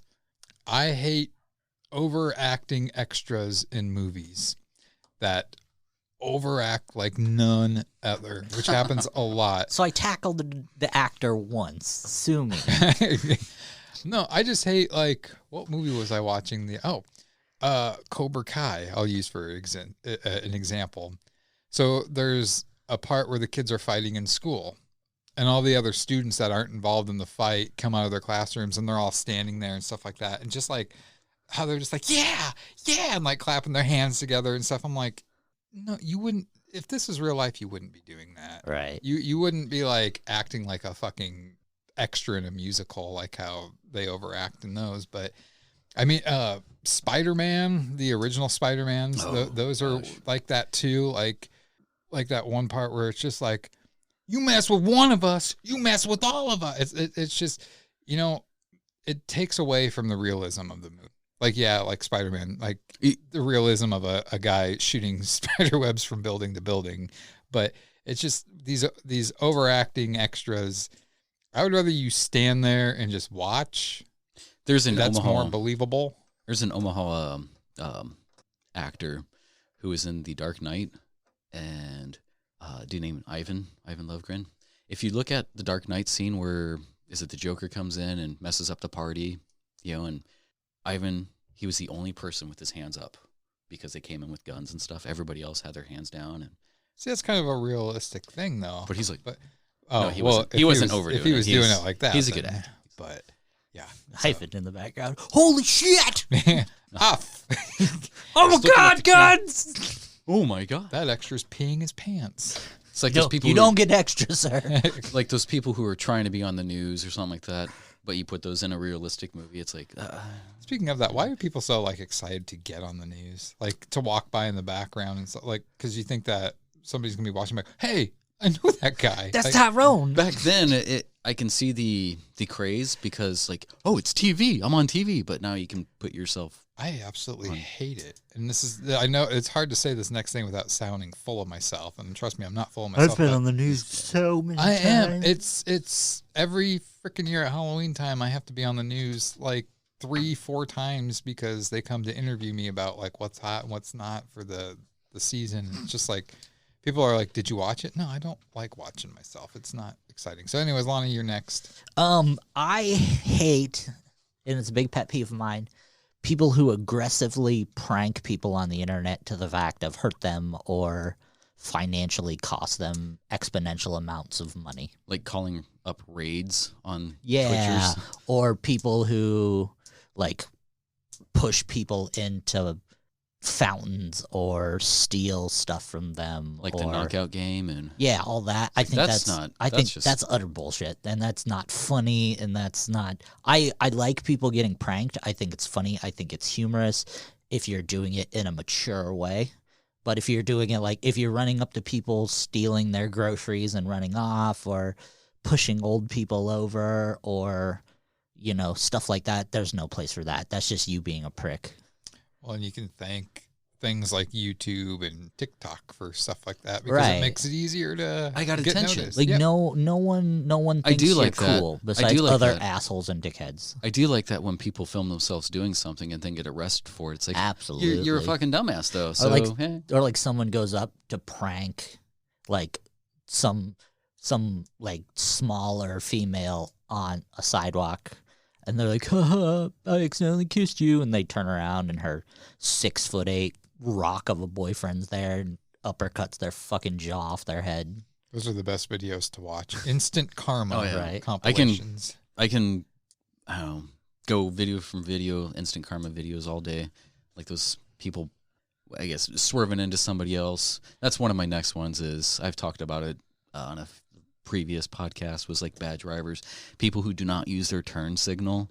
It's like, or do illegal turns because I have to, every time I'm behind the wheel, I always point it out. I think I'm probably just looking for it, but, like I look at my rear view mirror, it's like, oh, okay, and then when somebody turns into the closest lane and you're turning into your closest lane as you're supposed to, but they honk at you. It's like, oh, I'm sorry. I didn't know you were going to do an illegal turn. You don't cross lanes. You have to signal to get over, move over when safe. That's a pet peeve of mine too. Drives me crazy. On a side note here, I literally looked to see where we were at, and we were at 1 hour, 11 minutes, and 11 seconds. It was 111 all the way across the board. What the I was actually going to take a picture of a cart I saw the other day. Oh, God, I see it all the time. That's an inside joke from a previous podcast. Catch up, listen us. Nice plug. Anyways, I think we'll go around one more time with these pet peeves. This is another one that's going to be hard to explain, but I hate local businesses that you completely... No, he just did his. Oh, sorry. I thought he was just talking about it. No, he said the cars, like bad drivers. Maybe you should have quit playing with your ding-dong in the corner. He can't see his ding-dong. I can't. That was on my list of being so fat I can't. can't see my dick. Yeah. Okay, well, there goes my next one. No, but local businesses that take a popular song and hire somebody and they write their own lyrics to it. Like, I don't know if it's Paul Gerber, but there's one that plays on the radio all the time right now to that Spin Doctors song that Two Princes said if you want, like, and they hire the hokiest fucking voice singer person, and it's terrible, and the lyrics that they write are such a stretch. And I also, my biggest pet peeve are, and this doesn't have to necessarily be local businesses, but voice commercials that try to be funny, like Progressive has one right now, and it's just like a guy calling to talk to Flo on the phone and stuff like that, and all of a sudden you hear and she's like, what is that? And he's like, it's my mother. Oh, yeah. I'm here for the holidays, and she's doing what she used to do. She's listening to my phone calls. And then, like, later on, she's like, I think she's back. She's like, nope, that's my dad. Like, it's not funny. Like, stop that shit. What's that one that's right next to your work, the bowling one? Tom Kelly's? Yeah, they got like Tom Kelly's Bowling Pro Shop. They got some good, I mean, like, I like what they do. I just don't really care for the commercials because it's like you are just literally reading it. It's like, that's right, Dad. That's right. That's right, Dad. There's no inflection or anything. You can go and bowl your brains out. Say, how do they get the biggest deals on? Come on in. We're doing, just for the hell of it, we're going to do one before we leave today for the Boundless PodTrap of us. That's right, Dad. We have the strongest bowling balls on the market. What is your favorite podcast? Lonnie, is it the Boundless PodTrap? We're doing that before we leave today. Oh, man. That's good. Yeah. And it's funny you say that because our radio at work broke or something wasn't working, so we had to listen to the radio at our work, and that commercial, their Christmas commercial played over and over and over. Now that you say that, I'm like, man, alive. What? All right, the fucking one commercial. Is it Nebraska Diamond and Jewelry or whatever? They repeat the same thing at least like 5 times before the commercial is over. It's like, come on in to Nebraska Diamond and Jewelry. Or it's 866-5657. I can't tell. 866-5657. I can't tell if they play the same commercial like 3 times in sequence, and then it's like, did you just need to fill like a 30-second segment? And probably they paid for all of it. Yeah. Oh man. So now you're going to start listening to commercials a little bit differently now, local ones. That's right, Dad. All right. My biggest pet peeve is that being called a geek or a nerd is acceptable now. Like, I got my ass kicked so many times through middle school and high school and got called a geek and a nerd obsessively. It's only acceptable if you're a attractive female. It's stupid. Do you want to be a sexy criminal or a... I'm a nerd. Geek. Oh, I like that. Let me get No, your you're pants. not. You play a fucking video game. You're not a nerd. A nerd is someone who sits and codes on a computer at night or hasn't showered in a month and a half, or like you geeks and nerds still get made fun of. That has never changed. What if they haven't showered in like a month and are sitting at the computer at the local library? Then that person is a nerd with their pants down. Yeah, no, I call them homeless. I see what you're saying, because it's just like, you guys wouldn't know this, or you shouldn't know this, but going on like a dating site and you look at girls' profiles and read it and stuff, what you said, they use I'm a bit of a nerd as a good thing. Yeah, you're a bit of a nerd because you watched fucking The Big Bang Theory. No, you're fucking not. They're a nerd because they're into cosplay and stuff like that. No, and it's just like they do it because they know that the perverts out there are like, oh, she can dress up in a costume for me and I can do stuff to her. That is one of the things, I guess, when it comes to like the English, well, I guess words, just language in particular, is like words change over time, and it does suck because it's like, well, you lost all of its meaning, or the meaning that it was once is negated. It's saturated. It's something else entirely. Yeah, the nerd you made fun of in high school, and a lot of times, is that doctor is going to save your life someday. Like, that's the nerd Except you made for fun when of. you're on the table dying, it's like, oh, you're the one that called me a nerd. Oh, yeah, you called me a nerd. That's right. I'm sorry. I can't help you. I'm going to give you a third tit while you're in there. It's going to be internal, but... An internal third tit. I'm going to ask my doctor about that. So if you're internally hard, is it poking up against your heart or You're something? going to have a 2-inch dick, but when you get hard, the inside's going to get erect. Dude, there's a movie idea right there. A doctor The internal dick? inverts a guy's penis, turns it the other way, and says if you get an erection, you're going to pierce through your your organs. It's the most uncomfortable pain on the earth. See? And he holds up a hustler. He's like, no. Oh, God! Takes him to a strip club. Why are you doing this? And now your wife has internal tits. Ha ha. That's the twist at the end. Honey, look. Oh. Okay. Part 2.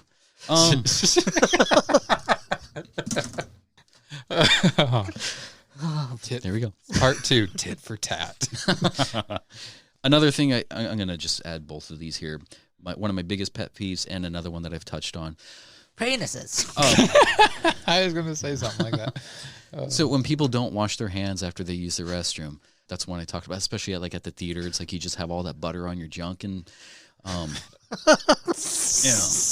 you just walked right out. Or if somebody is preparing your food, do you think your hands are clean? You have to touch the door to go out. And sometimes they don't strategically put the garbage can over by the door. So you have to take the napkin out with you. And if they air dry it, you're just getting all that butter on your dick. Yeah. Well, that's why most theater doors are push and not a pull. Well, I like how they just kind of have the mini maze through. You have to go around the corridor type of thing. Right. Doop, doop, and you're in. But then that's kind of bad because usually when I go in there, I'm like, I have to preparation here. He's taking his pants off. So when I go into a theater that doesn't have a door, I try to so you hear me from inside. I'm like, oh. You have a fart sound effect. You've done it so many times, but you're it's going more- fucking low key in 2021 That's now. CGI, man. This is practical. Yeah, practical effects. Practical effects is more quality there. You know what they do have on bathroom doors now? The little step, but it's a heavy ass door and you can't even open it, so you have to use the handle. Maybe you should work on leg day rather than trying to get those vanity muscles. Every day's leg day for me. I have to walk longer than a Proclaimer song every single day. I don't know why I'm giving him shit. I carry Mox for 2 minutes and I'm like, take him. Lieutenant Dan, you've got new legs. Anyways. And my biggest pet peeve is, oh my God, when people bite their fork. And we're about to have lunch right after this, so don't do that, okay? It's just bite your fork. We're having sloppy joes and cornbread. Oh, don't use a fork. But yeah, when people bite their fork, I've had people I went out with to dinner or something like that. One of my coworkers from a previous job, man, he gets into it. You're making my teeth hurt. Clamps onto the fork and pulls it straight out. I'm like, I get the urge to next time you put that fork in your mouth, I want to punch it into the back of your throat type of thing. And I'm trying to walk the path of peace, but you're making me walk the path of pieces. It's not kosher for me. What the fuck does that look like? You had me until that. Yeah. Oh.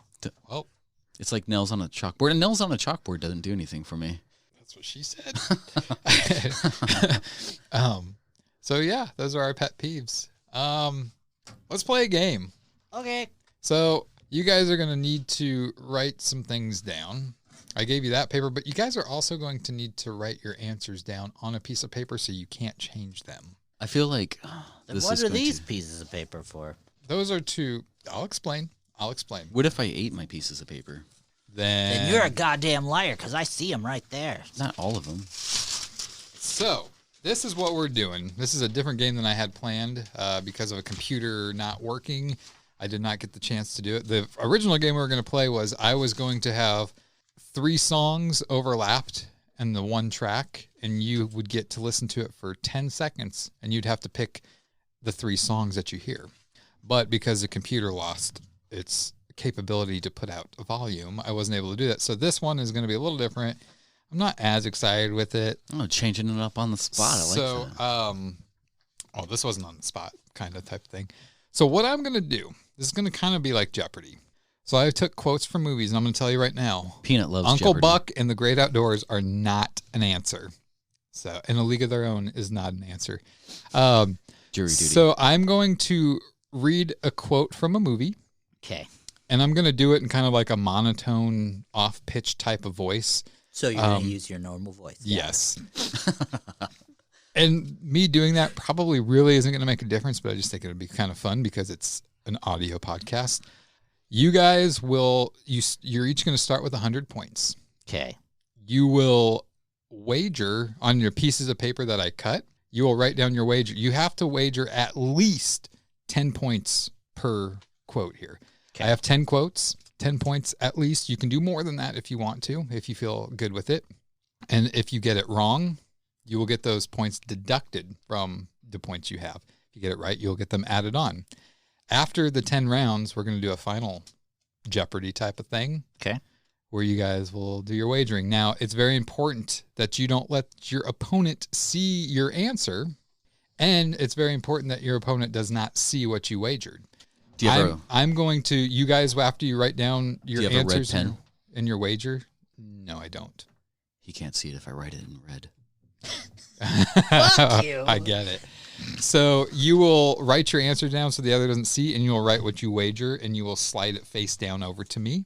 And I will be the only one that knows. So we are going to start with the first one here. He looks like a dungeon master over there with all the... Now, and you're not stopping me. You're letting me read this completely. Read the full thing. Got it. Okay. So points has to be 10.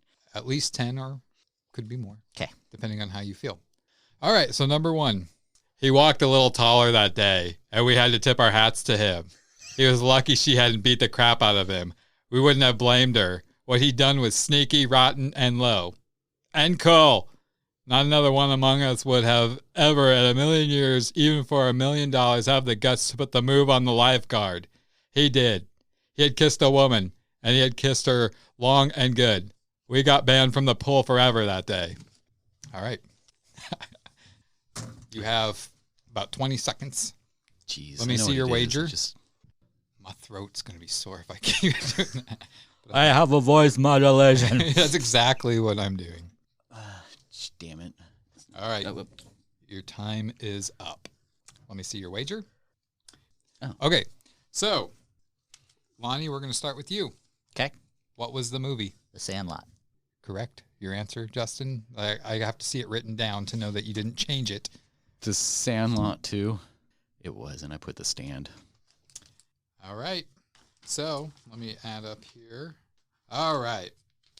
So, number dose. We don't even get to know if we were right or not? I said, yeah, The Sandlot was correct. Oh, okay. You didn't speak into the mic, so he didn't catch any of that. It was just empty audio. All right, so here is number 2. Or black audio, if you will. Lonnie, that was for you. I work my way from place to place, you know. Tramp steamers and such. But I won my ticket on here in a lucky hand of poker. A very lucky hand. I got everything I need right here with me. Got air in my lungs and a few blank sheets of paper. I mean, I love waking up every morning and not knowing what's going to happen or who I'm going to meet, where I'm going to wind up. Just the other night I was sleeping under a bridge, and now here I am having champagne with you fine people. What movie was that from? All right. That is that. So, Lonnie, what's your answer? I took a shot in the dark and said The Jerk. You are incorrect. I said Titanic. Titanic is correct. Nice. Thank you. Thank you. All right. Hope you wagered big boy. Number 3. Because yesterday I walked out of the joint after losing 4 years of my life, and you're cold decking Teen Beat cover boys. Because the house always wins. Play long enough, you never change the stakes, the house takes you. Unless, when that perfect hand comes along, you bet big, and then you take the house. Who said it? Or actually, what movie is that from? And again, you can write down your wager and your answer on the piece of paper. That was me. Lonnie is now in. Just in case. Lonnie is incorrect. You don't know that. All right, Lonnie, say what your answer was. Rounders? Nope. Casino. You were the closest, but that is still incorrect. The answer was Ocean's 11. Oh, boom. Danny Ocean said it to Brad Pitt. Rusty. Number 4. Ooh, you were doing that voice. Like when you do that voice, all I think of is Dax Shepard. See, and that's why I'm doing the voice, because I feel like it might throw you off a little bit. So, do you have any Dax Shepard lines in there? I can tell you right now, no. Oh, fuck.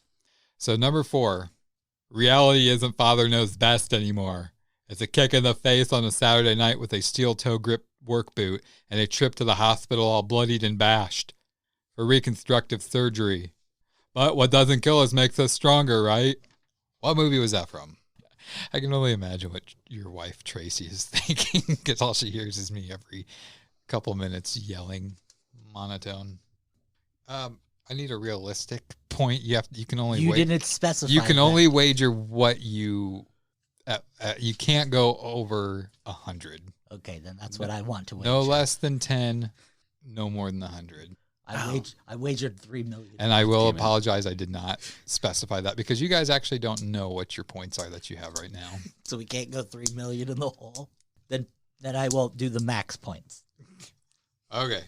So, boys, explain. Go ahead. Your answers. I said the cable guy. Oh. Which is correct. Oh, I said Barney's Grand Adventure. Which is not correct. It was close, though. So after this next round, number 5, we're halfway through. I will show you individually what each of you have, so you can then wager. No, we're not going to do that. That's just going to confuse it. It's okay. So number 5. Before the final round, you will know everything that you have, though. So we can only wager up to 100. Up to 100, no less than 10. I'm sorry, I should have specified that at the beginning. Rats. All right, so number 5. Now, you may think you see a grease-painted performer sitting before you, but trust me, I'm not here to brighten your dismal day. I'm here to end your miserable life. You know, all in all, you've had a pretty good run, but deep down inside, you must have known it all had to end somewhere. My lovey now. What movie is that from? And I know Lonnie's got it. I can just tell. Going on a hunch here. Have I seen this one? Do you know what? Pretty sure you have. I haven't seen that, what I guessed. Well, I will have Justin, we'll have you say yours first. I probably should have picked like a Rob Zombie one. But you very well should have. I said the Joker. Which is incorrect, Lonnie. It was 31. All right. Have you seen 31? I'm pretty sure you have. I feel like I shut it off because it was crap. Well, you would have seen this part, though. Yeah, this is the very, very literally the monologue at the beginning. It's actually good. It's a little slow. It takes a while to get going, but you have to watch it a couple times. All right, so this one is Justin. That's what you. Hey, put another one. Okay, so number 6. The part of the story I don't like is that the little boy gave up after looking for Happy after an hour. He didn't put posters up or anything. He just sat on the porch like a goon and waited. That little boy's got to think. You've got a pet. You got a responsibility. If your dog gets lost, you don't look for an hour and then call it quits. You get your ass out there and you find that fucking dog. Lonnie's already got it in my hands here, so he must feel pretty confident. Man, Justin, I thought these would have been easy for you. I know this is the wrong one because I know the names of these ones, but fuck, never mind. Whatever. Nudie magazine day. Nudie magazine day. All right, Justin. Nudie magazine day. Just because you wrote this answer down after the last thing was you find that fucking dog, and then this is your answer. Tell everybody. Tell everybody. That was a brutal movie. Because we touched a little bit on it. Homeward Bound. Is incorrect, Lonnie. It is Billy Madison. That is correct. Happy the clown. Happy or the penguin. All right. Happy. Nudie magazine day. This one's a little bit longer, so here we go. All right. I know that, Mr. Man. They also called them cereals. I'm not stupid, you know. Anyway, my favorite was Rocket Man, and once it was a no brakes chapter. The bad guy stuck him in a car on a mountain road and knocked him out and welded the doors shut and tore out the brakes and started him to his death. And he woke up and tried to steer and tried to get out but the car went off a cliff before he could escape. And it crashed and burned. And I was so upset and excited. And the next week, you better believe I was first in line. And they always start with the end of the last week. And there was Rocket Man trying to get out, and here comes the cliff, and just before the car went off the cliff, he jumped free, and all the kids cheered, But I didn't cheer. I stood right up and started shouting, "This isn't what happened last week. Have you all got amnesia? They just cheated us. This isn't fair. He didn't get out of the cock-a-doodle car." What movie is that from? Oh, I was right. Now I just have to add another number. I'm thinking, though, you turned it in overzealous.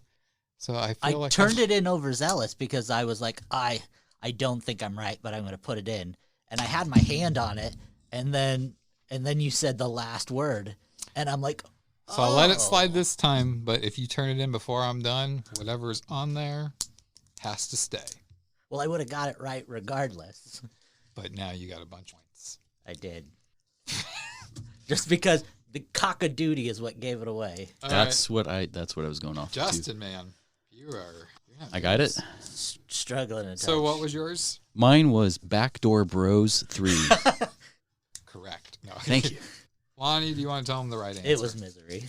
Oh, I was close. See, I was really close with a lot of these. I just read that book a while ago. Backdoor Bros 3? Yeah. They made a book form out of that? They did. It was super erotic. But no, like, I was like, man, this sounds so familiar. I'm just going to write Misery, and I'm going to lose 10 points. And I started sliding it up, and then he said cockamamie, and I was like, I'm right. All right, number 8. You need to start catching up here, Justin. I will not rest until I have you holding a Coke, wearing your own shoe, playing a Sega game featuring you, while singing your own song in a new commercial starring you, broadcast during the Super Bowl in a game that you are winning, and I will not sleep until that happens. I'll give you 15 minutes to call me back. What movie is that from? Now, since you don't know your points, I will still let you wager 100. That's the max, even if you don't have 100. So... I just lost it all. Am I right, though? You are. I just can't think of the title of it. I said the one with Tom Cruise. And Cuba Gooding Jr. Yeah. With Jerry Maguire. Show me the money! All right. Since you didn't wager much. No, it's fine. I'm going to take it away. I'm not going to give it to you. But Justin was correct with Jerry Maguire. Yeah, the whole time my brain's going, show me the money! I'm like, that's not the name of the fucking movie. All right, here we go. Number 9. I got laid off when they closed the asbestos factory. And wouldn't you know it, the Army cuts my disability pension because they said that the plate in my head wasn't big enough. What movie is that from? I thought this would have been the easiest one. Both of them are looking at the ceiling like they're in a comatose state. Keeping my wager's low just in case. Your wiener's low? Yep. Joke answer. All right, boys, explain your answers. Or give your answers. I said Nate's Fun Day Out. Oh, that's a good one. Incorrect. I said Full Metal Jacket.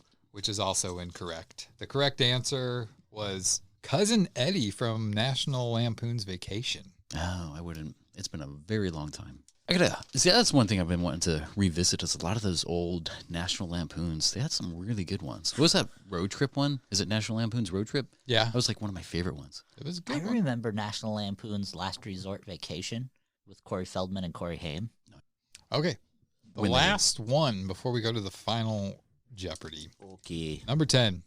You gave me life. You gave me milk. You gave me courage. Your name was Angela, the angel from heaven. But you were also an angel of God. And he needed you too. Selfishly, I tried to keep you here while the cancer ate away at your organs like an unstoppable rebel force. But I couldn't save you, and I shall see your face nevermore, nevermore, nevermore, until we meet in heaven. What movie is that from? Just hearing my voice read it like that is stupid. You got it. I'm just kidding. All right. I said The Green Mile. Incorrect. Yes. I said Patch Adams. Which is also Good movie. incorrect. The correct answer, Robert De Niro and Meet the Parents. Never seen it. Do you Robert De Niro? That's the new Uncle Buck. Yeah. All right, so we're going to Final Jeopardy here. Justin. Sir. This is what you have. Bump it up. Bump it up. Lonnie, it's closer than I thought it was going to be. Lonnie, this is what you have. Okay. So for this one, you can wager nothing, all of it, More of or it. just a little bit of it.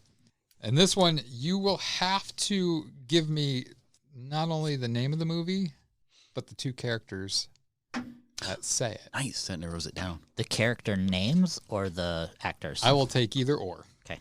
So here we go. Look at those nipples. They're like little baby toes. It's just not fair they get to flaunt that stuff, you know?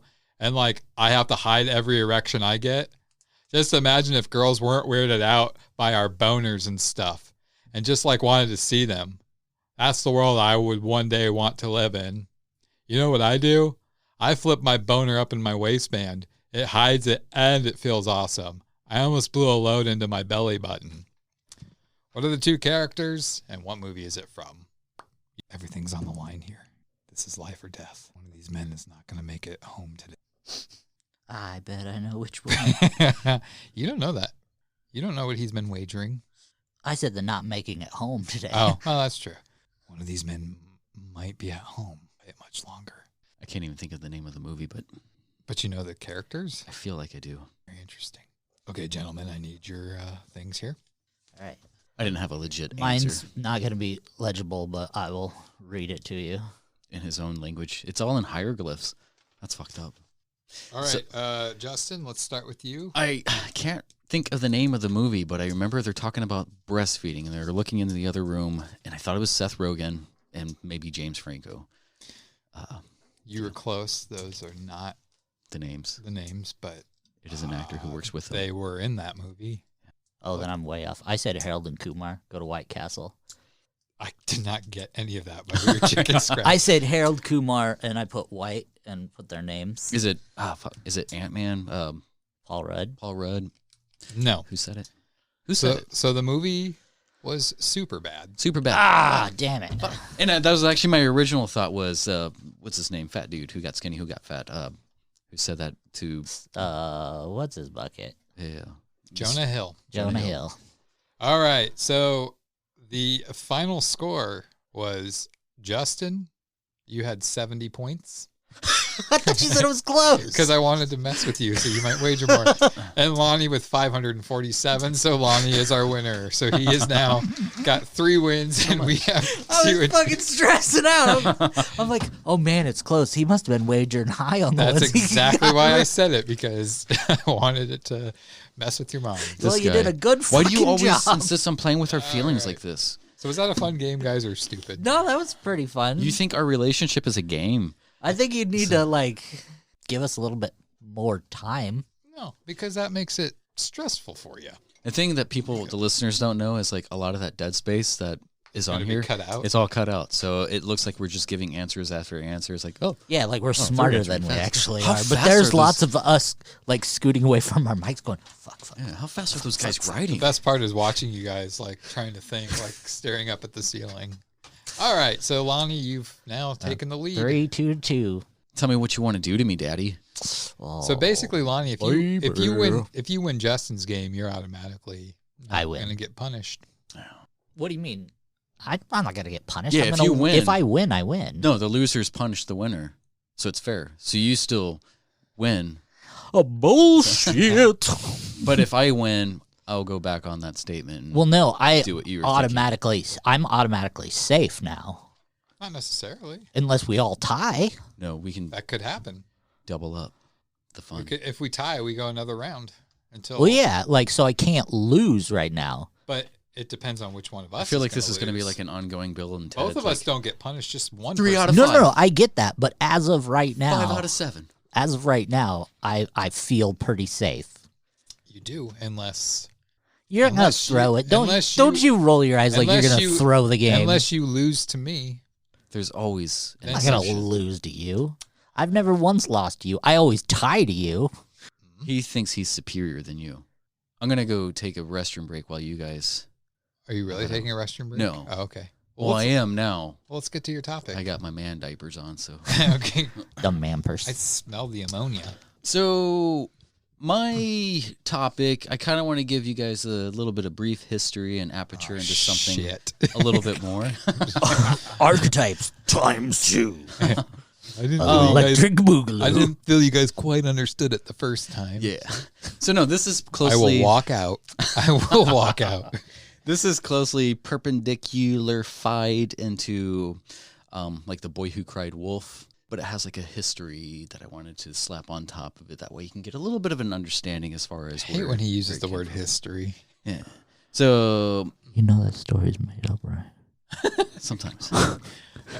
Now, here's a short educational piece before we dive into the darker stories.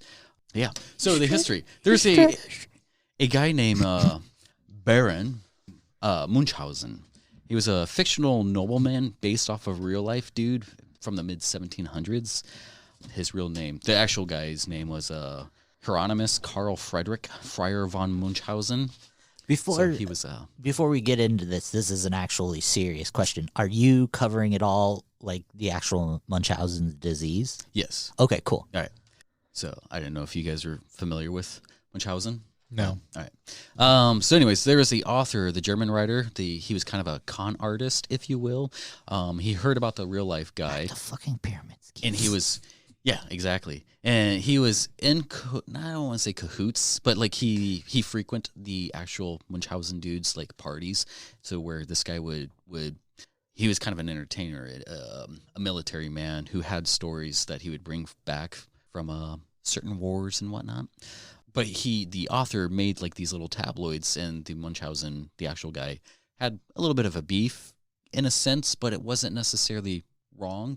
Like I'll just get into it. So these stories were intentionally comical, such as first-person views of riding on a cannonball, traveling to the moon, various militant stories and adventures. They were extremely outlandish. I mean, obviously not real-life type thing. If you ride on a cannonball back in the 1700s, that's your ass. Cannonball rides you. Like, why are you looking at me like that? I was waiting for a response anyways. That's what she said. But in defense of the writer guy, the real Baron Munchausen he studied with Munchausen. So yeah, like I said, that they knew each other. He was kind of a storyteller himself. He wrote for different things, and then when he met this guy, he just kind of like, ooh, I'm gonna put this one in my pocket. I'm gonna profit off of this guy. So Munchausen, the actual Baron Munchausen, he would host dining parties, and a lot of people would come to these. It's very distinguished parties and whatnot. So the writer Rudolf Rasp, he pretty much stole those stories and then embellished them. So the character is not too popular here in the States, but he is well known in Europe still today. Germany, Deutschland. He is the source of inspiration for many memorials, museums, and today medical conditions, as Lonnie was kind of suggesting. So a review from one of Raff's first books goes as follows. This is a satirical production calculated to throw ridicule on the bold assertions of some parliamentary declaimers. If rant may be best foiled at its own weapons, the author's designs is not ill-founded, for the marvelous has never been carried to a more whimsical and ludicrous extent. And for me, like, I'm a huge fan of like the Onion News and just like taking actual things and making it satire, primarily like poking fun of oneself, like the characters of like Leslie Nielsen's mini portrayals like in Naked Gun, and even Steve Carell in like The Office or Get Smart. Stuff like that. So today we're going to string this into the main topic here.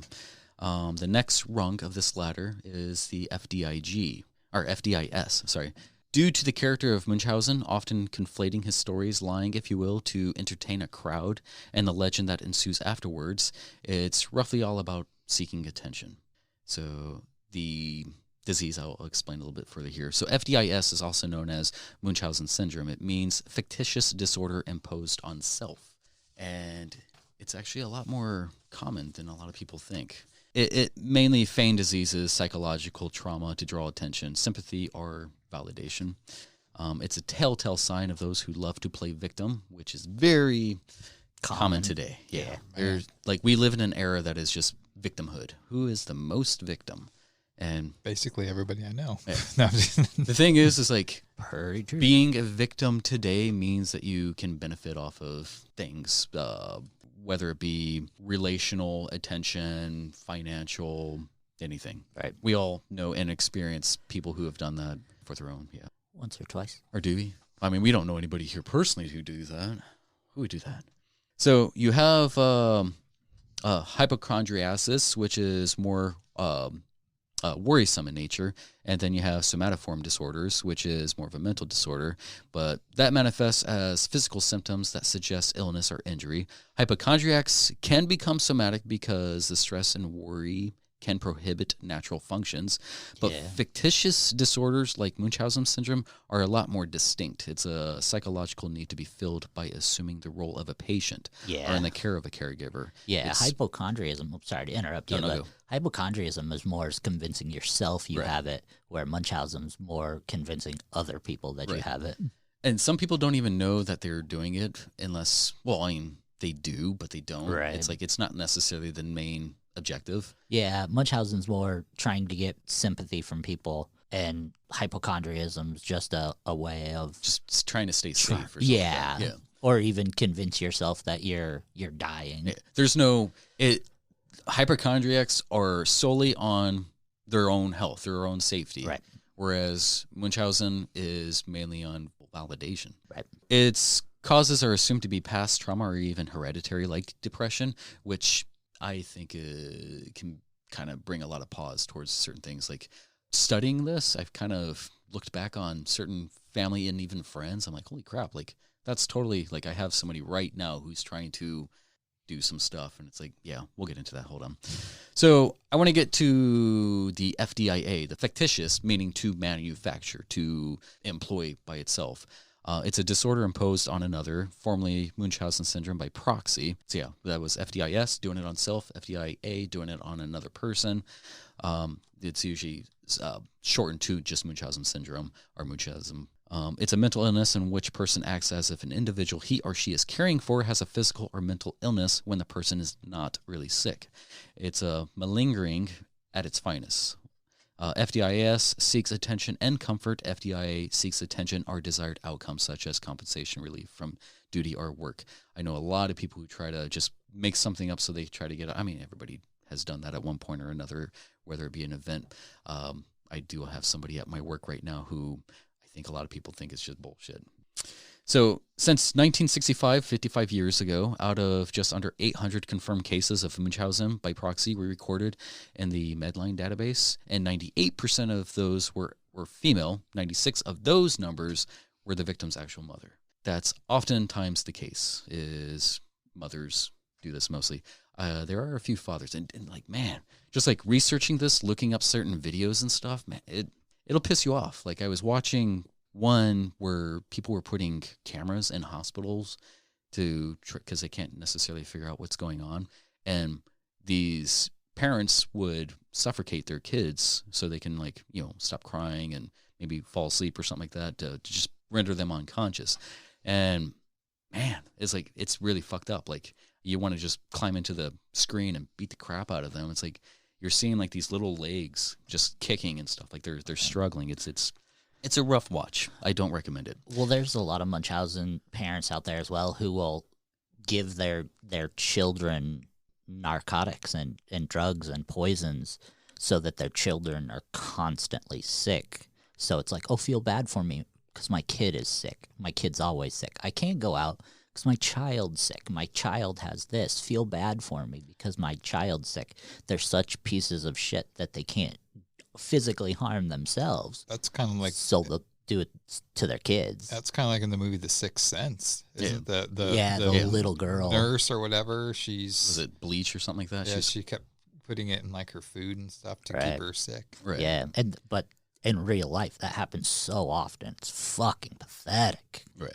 And I think if you have issues with your in life, and if you feel like you need to harm, I don't recommend harming yourself, but don't harm other people. Absolutely not. It's really fucked up. I personally consider Munchausen by proxy to be one of the heinous acts anybody can do. It's an innocent child, and it's usually an infant, a toddler, or somebody who is just, they don't know any better. And you're being the life that brought the person into the world. You look to your parental figure as the person who's supposed to save you. Right. And lots of times it's the one who's might end up killing you. what did I write down here? So bring a life into the world and then subject them to unnecessarily hospital visits, needless operations, and even many events actually result in death. So there are a few cases I wanted to touch on. So we're climbing up this little ladder here. I want to peer into a few windows here. The first window, we're going to talk about Hope Ibarra. She started a sort of FDIS into FDIA. She was, I don't know if she was a medical professional, but she worked in an environment where she had medical, like she was enabled into something like that. It was roughly medical. She scammed many out of donations by making a story for herself, claiming she was on a third relapse of cancer. All the arrangements made, casket, burial plot, like she had a website pretty much made, and yeah, she was just accepting donations. She was married at the time and even kind of fooled her husband for a while because she shaved her own head, and it was popular. She attempted a mild Munchausen by proxy with her second child, falsifying cerebral palsy, putting her in braces. Luckily for that child, they seemed to miraculously heal upon the birth of their third child, which sucks for that third child because she had pretty much all the range. She was at home alone. Her husband was working. She used the infant girl to scam others through fundraisers, which raised over $100,000. Terminal cystic fibrosis was one of the diagnoses that she personally diagnosed her infant with. The infant underwent 4 years of surgeries, pokes and prods, therapies and tests, needles, excessive surgeries. So Hope Ibarra was known to have access to certain pathogens from her job, like I was mentioning. And so a pathogen is pretty much like a germ or an organism that can produce a disease. It develops and it's like a bacteria that just replicates itself. So it's an infectious agent. Her daughter ended up with contracting a number of those, which she shouldn't have been, especially in care of a hospital. She's currently serving 10 years and should be out about now. 10 years, that's it? Yeah. This was back in 2010 when she was sentenced. So I'm proud to say that since her arrest, that infant daughter has made a recovery. She should be about 16 years of age right about now, too. Let's peer over to the next window. So we have Blanca Montano. She was a 21-year-old mother poisoning 2 of her kids, kind of like the last one, but she took 2 of them in, and they were both tested and found E. coli, which you can kind of get from fecal matter. Her son recovered, but the infant daughter got worse. Every time the mother was left alone at the hospital, it seemed to the daughter's conditions were worsened. They would be able to stabilize the daughter's condition, and then again and again. And then she was one of the cases where they did put a secret camera into that hospital. And the fucked up thing with that is like she did know that there was a camera in there. She even was known putting like a piece of cotton over the camera lens and then administering something. A few of the procedures that were administered to the infant daughter, were bone marrow biopsy and laparoscopic surgery, which bone marrow biopsy is where they can anesthetize the surface area, the skin, but I'm not sure if they use anesthesia for the infants since they're like under a certain age. But you cannot anesthetize the bone. And laparoscopic surgery is when they cut open the stomach to feed a camera through. So they're pretty much just mutilating a baby for no reason. And being the mother, you're pretty much allowing this just for your own attention. I think it was said for her that her husband didn't give her enough attention, so she was mutilating her baby for this. It's pointless. I hate when parents weaponize their kids for the relationship of the other, even if they don't want anything to do with them. So it took about 5 days when they put a secret camera in there for them to find out that she was harming her own child. She was even caught on video contaminating her 5-month-old daughter intravenous lines with shit, which caused her to contract 6 to 9 infectious diseases. Jesus. She was putting shit in her stomach tube. So in the case of Montano, she was purposely trying to set off the IV lines, and she was sentenced to 13 years, and then 7 months old did also survive too. One of the more darker rooms I want to peer into is Lacey Spears. This is probably one of the more popular ones. Her and another woman, I think they both got like Netflix specials. I haven't seen any of those, but I'm familiar with these from like old podcasts from like a few years back. So Lacey Spears, a young Alabama mama. Yeah, she was frequenting the hospital since the birth of her son. She needed the attention bad that she created a whole blog to her son Garnett's health for 5 years until she pretty much killed him with table salt back in 2014. And his death was due to high amounts of sodium through his stomach line as well. some of these parents, they go out of their way to try to implement some sort of feeding tube so they have control of what they eat or don't eat. And there's not necessarily anything wrong with them. And they shop around. So if one doctor says, oh, there's no reason for this, they'll just go to the next doctor and the next until somebody's like, okay, and you'll have paperwork by then saying like, I went to this doctor and they suggest this, and like they can't do that here, so they'll do that here, and the doctor would just sign off on it and do it. And since it's an infant child, they just perform it. Yeah, so she made up all these stories on like the blog. Her baby's daddy, Blake, was a police officer who was killed just before the birth of the baby Garnett. But he miraculously returned to life to reassume his duties as a police officer with no recollection of having fathered a kid with this woman. So that's weird. Or maybe she just lied, supposedly to protect her son from the actual dad, who was a great father to another child with no knowledge of baby Garnett. She made up the story of the dad being a police officer. Her family didn't even know. They're like, who the hell is this guy you're putting on this blog? And we didn't even know that you were in a relationship with this guy. But I don't know how short-lived the relationship with the actual dad was, but he was known to have fathered another child and was an awesome dad. She just didn't want her son to think that his dad was a deadbeat or anything. It's like, you didn't bring the receipts. Back to Garnett. It was actually never proven that he was sick at all, yet they went through all these little surgeries and feeding tubes and stuff. His first hospital visit was a fly-in due to severe dehydration from high sodium levels. 23 hospital visits in her first year due to her own blog. So take that with a grain of selenium. No, parents like these, like they said, they shop around.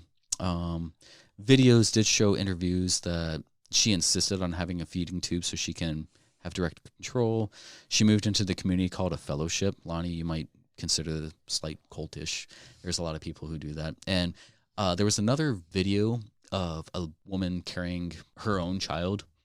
But I guess Lacey, she was claiming that kid as her own too. And somebody questioned the girl and her kid. It's like, oh, yeah, that's Lacey's baby. And she's like, what? No, this is my kid. Like, no. She moved into the community called the Fellowship. She complained he wouldn't eat, but in the presence of others, they said that he couldn't stop eating. She's currently serving 15 more years on a 20-year sentence to life and second-degree murder, first-degree manslaughter. The life charge is questionable because of the judge's judgment of her suffering from Munchausen by proxy. And that was back in 2015. So the last window, this one I don't necessarily know what to think because all of the buildup that has came after it. So Dee Dee Blanchard, I think. Are you familiar with Dee Dee Blanchard and Gypsy Rose Blanchard? Gypsy Rose sounds familiar. Gypsy but not Rose, Dee Dee. Yeah, Gypsy Rose is the daughter. Dee Dee is the mother. Dee Dee is the name that she has gone by. I think it's like Claudestine or something like that. I didn't actually write that one down. So, mother of Gypsy Rose at 24. The dad of Gypsy Rose was a 17-year-old. I don't know if they were actually married, but he remarried later. He was trying to be in the child's life, but again, when the mother is there all the time, 24/7, having full reign over what's going on. And being a 17, 18-year-old by this time, because she was making up all these diseases or something like that, it's like, I don't think he's knowledgeable enough. I mean, he was just a 17, 18-year-old guy trying to have some fun. At 3 months, Gypsy, she started to make hospital visits due to Dee Dee's own diagnosis of sleep apnea. Tests never gave anything conclusive. She pressed that Gypsy had chromosomal disorder, and the dad's like, oh, okay, well, whatever. I don't blame the dad. I mean, there's only so much you can do. So at about 7, Dee Dee forced her daughter, Gypsy, into a wheelchair because of a motorcycle accident. But it was like she only got like a scrape on her knee. And so the mother's like, oh, you need to be in a wheelchair. It was like very minor. Yeah, this event seemed to be the main spark. So clearly before Gypsy could grasp the building blocks of public education, her mom pulled her out and homeschooled her. So Dee Dee paraded her around at the Special Olympics, claiming she was 8 when she was actually 10. Dee Dee was claiming that Gypsy was suffering from leukemia, asthma, muscular dystrophy, brain damage due to being a preemie, and that she only had a mental capacity of a toddler. So around Hurricane Katrina, she really got her hands in. She claimed that like her medical records were lost at the hospital, so that the hospital was her actual playground then. So it's like, oh, we just experienced this traumatic event. We lost everything, but this is all the conditions and things that we have that I can tell you right now. Which at that time they already had. Some hospitals did electronic medical. Yeah, but they were moving around. They were at like 3 or 4 different places in the nation. So there was an onslaught of physical and mental abuse ensued, unnecessary surgeries and medications. She was milking foundations like Make-A-Wish, Ronald McDonald House, among a few. They received a wheelchair ramp, a hot tub, Disney World trips, free flights, and worst of all, backstage passes to Miranda Lambert concerts. Woohoo! I feel bad for Gypsy. Now, after her dad remarried but tried to visit, and like it seems like every time her dad was able to call, like on her birthdays, there was a birthday where it was her 18th birthday, and when Dee Dee answered, she's like, don't make any reference to her birthday. She still thinks she's 14 years old, but she's actually 18. It's like she had the birth certificate at one of the hospitals, but when her dad was trying to actually come and visit, other things came up. She always lied or made an excuse or some sort of story to get out of him visiting. So she was very protective of her. So she made excuse after excuse, sideswiping any visitation. Dee Dee kept Gypsy bald, shaving her head, saying that, like, since you're taking all this medication, you're just going to go bald anyway, so we'll just continuously shave your head. There's a few other surgeries that she would as far as, like, her salivary glands, she put Botox in her salivary glands supposedly to reduce the drooling until eventually she underwent a surgery around, like, 20. They actually extracted her salivary glands. Again, it's unnecessary. She still wasn't aware of her age at this point. There was a incident where she did go to the hospital with her mom, and she was able to see a birth certificate. And she's like, well, it says here that I'm this old. And the mom, Dee Dee, was like, oh, it's just a misprint. It was lie after lie, surgery after surgery. Yeah, she squeezed her hand hard, like in public, if Gypsy Rose would have said something that wasn't off the script of what Dee Dee was planning. So if somebody's like, well, why can't you do this? Whatever, like if she were to leave or go outside, or if anybody were to see her, she had to be in her wheelchair. Everywhere she went, she had the oxygen tank, the feeding tube, the wheelchair, the meds. Like it was a full on, like the neighbors thought that she was highly disabled. It was really rough. It's pretty much once you're born, you're put into a prison. There was also a part where Dee Dee leashed her own daughter. She handcuffed her to a bed for 2 weeks. Like it's a hostage situation. Long story short, Dee Dee Blanchard comes up dead, murdered. Her neighbor's immediate response was that it was a murder, kidnap due to no sign of Gypsy, and all the medical aids left, the wheelchair, oxygen tank, feeding tube, everything I just mentioned. Everything was left at the scene. It was only a day or two afterwards where Gypsy was found.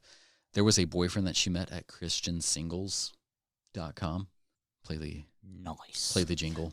So Gypsy established a relationship, an online relationship. She was able to do a few things. Like she was kind of a nerd going to cosplays. Sorry.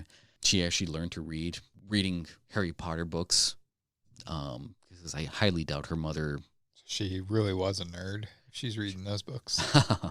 No, but so she met like this guy from Wisconsin who, he was on an autistic scale, not to give him any leeway. No, but what are you doing? Yeah, no, he was on an autistic scale, and they kind of discussed like there's certain medical disadvantages, right? And she was also kind of like confiding into him, like, well, my mother does this, and she had like at least up to 5 different Facebook accounts. Her mother found out about this relationship and smashed her laptop with a hammer. She catfishing bitches. No, but there was a time where I'm assuming all the aid and stuff that like these foundations are giving her, like they're setting them up to live. Like they're going to Disneyland, they're staying at like hotels and stuff, and yeah, they had it pretty nice due to the moms wanting these sympathies. And the boyfriend, he was able to fly down on, I'm assuming, funds of that, and they met up a few times. They went to a movie together. They were trying to keep everything on the hush. And then there was a time where one night, so he came in, Gypsy snuck her in while her mom, Dee Dee, was sleeping. Gypsy gave the boyfriend the tape and the knife to, tape her down and kill her. And Gypsy hid into the closet. He went ahead and did the business, they did their business, took $4,000 from Chugga chugga? Yeah, chugga chugga. Yeah, and then they just try to skip town. Yeah, even Dee Dee's own family, Dee Dee was a piece of shit through and through. Right. So there was a small period when Gypsy and Dee Dee, well, when Gypsy was a baby, that they stayed with Dee Dee's actual dad and her stepmother. And Dee Dee ended up poisoning her stepmother with weed killer. And then upon recovering, the dad was asking, confronting, it's like, are you behind this? What's going on with Gypsy? It doesn't even seem legit. Dee Dee took Gypsy and fled town, changed her name to Dee Dee from Clandestine. Yeah, but upon hearing about the death, her own dad and family, they're like, well, she got what she got, I'm not putting anything towards any funeral costs. I'm not coming to claim any ashes, whatever, bygones. So the boyfriend had gotten life to prison and Gypsy got 10 years. So she should be out in like the next 5 years. So she's like in the middle of that. I'm not necessarily yeah, you did the deed. You did the killing or assisted in it. But like you were a prisoner like this whole time. But there was a quote that Gypsy said while incarcerated. She said that like being in prison is a much better than being with her mom, because at least being in prison, she can live life being a real woman and she'll be able to live her life she's since recovered from most of the stuff, I'm assuming. She doesn't have to take any medication. She can grow her hair back, although she doesn't have her salivary glands. Slobbery glands. Yeah, slobbery glands. Climb back down these ladders, we'll have a little discussion. There is a lot of people who assume, like, I hate when child services gets their nose involved in certain stuff when it doesn't need to. Like, it's happened to me, but I was not part of like any of this like Munchausen type of thing. But I've seen you try to feed your daughters bricks. From what you're into. It's like, it's a straw. I got it from McDonald's. Like, that's what it is. You son of a bitch. Think of the turtles. Don't. I did. That's why I had like a whole bag of straws. So I was like, man, I got to get rid of these. So I just threw them all in the ocean. It's like, I'm trying to do my part. No, but yeah, most of these mothers are attention seeking seemingly from some sort of authority to validate that they are being good mothers. Natural health of a child does not seem to be validation enough for these mothers. There's a separation, like some sort of cognitive dissonance. They need to feel more than just anonymous. That was kind of one of my findings with this. Is like, I don't know, being a parent yourself, like, do you need attention for somebody else that you need to harm your child? Be like, oh my God, he's hurt. No. The attention for my child, besides the, couple hours of every other week we do this, is pretty much my only focus. So right. I don't need attention from other people for my child. There's a few incidents where I was playing with my girls, or I guess we'll just say my oldest one, when she was a baby, and like it's common that like what is it, nurse elbow or something like that, where the elbow can kind of pop out of the socket. Yeah. And like just playing with them, it's like, oh crap, like I was just trying to have fun with you, and like she went like a whole day with like she wouldn't use her arm, and then we took her into like emergency care, and like I felt like a piece of shit the whole time. It's like, I don't want to tell anybody about it, but like I want her to get better. It's like purposely hurting your child just for attention. Like it's a piece of shit thing. Like, and there are people who are accused of that, and they have like a foundation called MAMA, which is Mothers Against Munchausen Allegations. Doctors can claim Munchausen if a parent is not being cooperative or troublesome, or if they're unable to pinpoint a chronic disease, they can just say it's this. Because, like I was saying, like spitting shit into your child's IV lines, or feeding tubes, or injecting them, making them eat bleach on like in their cereal or soup, or and something. Only getting 10 years for it. Yeah, stupid. It's like because they it's a disorder. Like they lighten the sentence because of that. So like a little take and pause back. Like if you have like somebody who kind of constantly posting updates about their kid, like, oh, well, he's doing a little bit better today, but it's still a struggle. And I'm not saying all of them are Munchausen mothers, but yeah. Some of them are just terrible parents. That too. So, like, victims of Munchausen, like, I'm assuming, like, Gypsy and the other one that survived, they experience, like, a level of trauma. Like, they develop a lingering fear of ever visiting a hospital again. So, like, if they have a serious illness, they probably don't want to go back because it's just a constant reminder of what used to be. Right. But what's the opposite of Munchausen, like me and Jeremy have, where we refuse to go to the doctor? Yeah, true. It's like I'm sick. I know I'm sick. I know it's Corona. It's just this morning I went to shopping because I was supposed to have a dinner with my family, and Supposed to? Yeah, You're not anymore. I am going to. Oh. You used past tense, like I'm supposed we're to. supposed to. Yeah. Sorry. But and like some lady just yelled at me at the store because so I'm like going through all like the vegetables, you know, because I'm trying to make like some bruschetta. I got the garlic, so we're good there. Didn't even need to ask. We go to your house, and we have to go through the garlic room to get to your house. There you go. The Hendrickson's house still smells like garlic. Whoops. Hey-o. But yeah, like the lady just kind of bitched me out because like, yeah, as I'm trying to bag it and I pull my mask down and licking my fingers to open the bag and, you know, and then I'm grabbing the stuff and, you know, and they're like, what the fuck? Yeah, put your mask on. I'm like, I'm trying to open the bag. It's okay. I pump shit in my daughter's.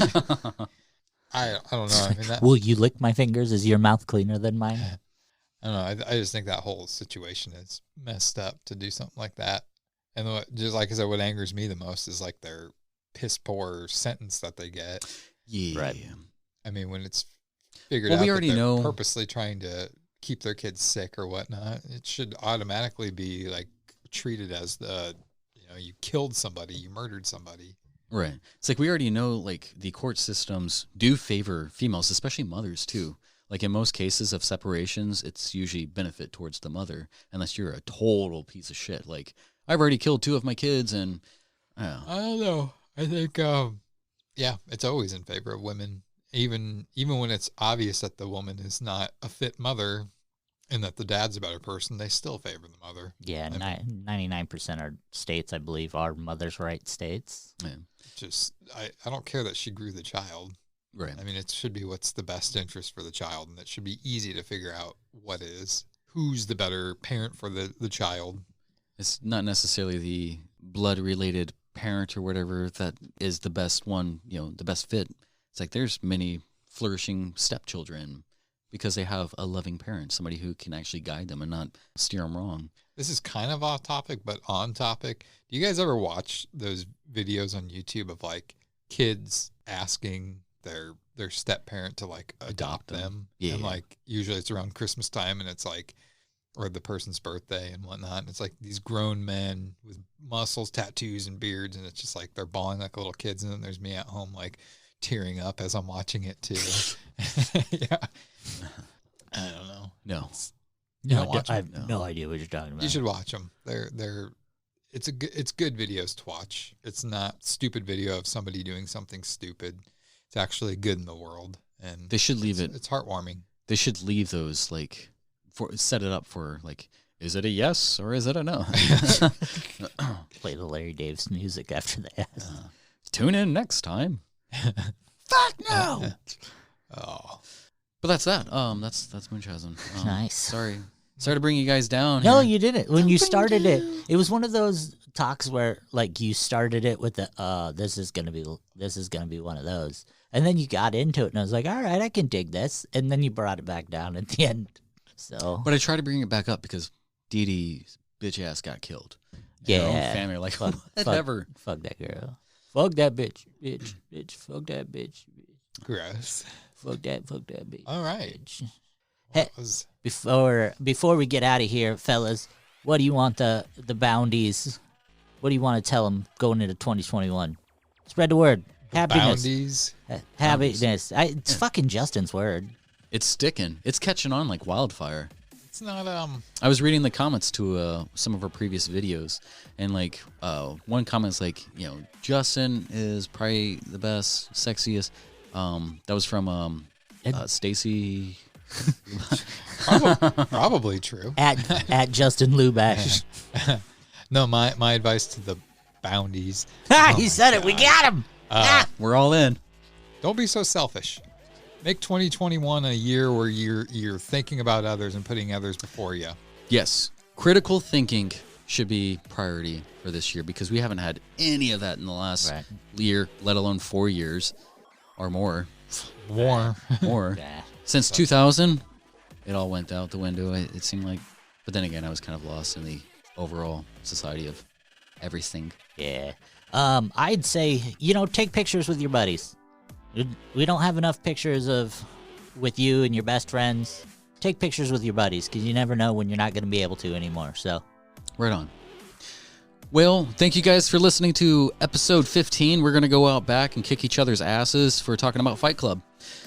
We're taking pictures with the buddies. Take pictures with your buddies. We can't. As he just zooms it on his own phone. Fuck it. Well, I can't. It's too small. That's what she said. All right. Take it easy, everybody. Peace. Penis. Thanks for listening to this week's episode. Join us next time for more absurdity that only the guys from the Boundless PodTrap can bring you.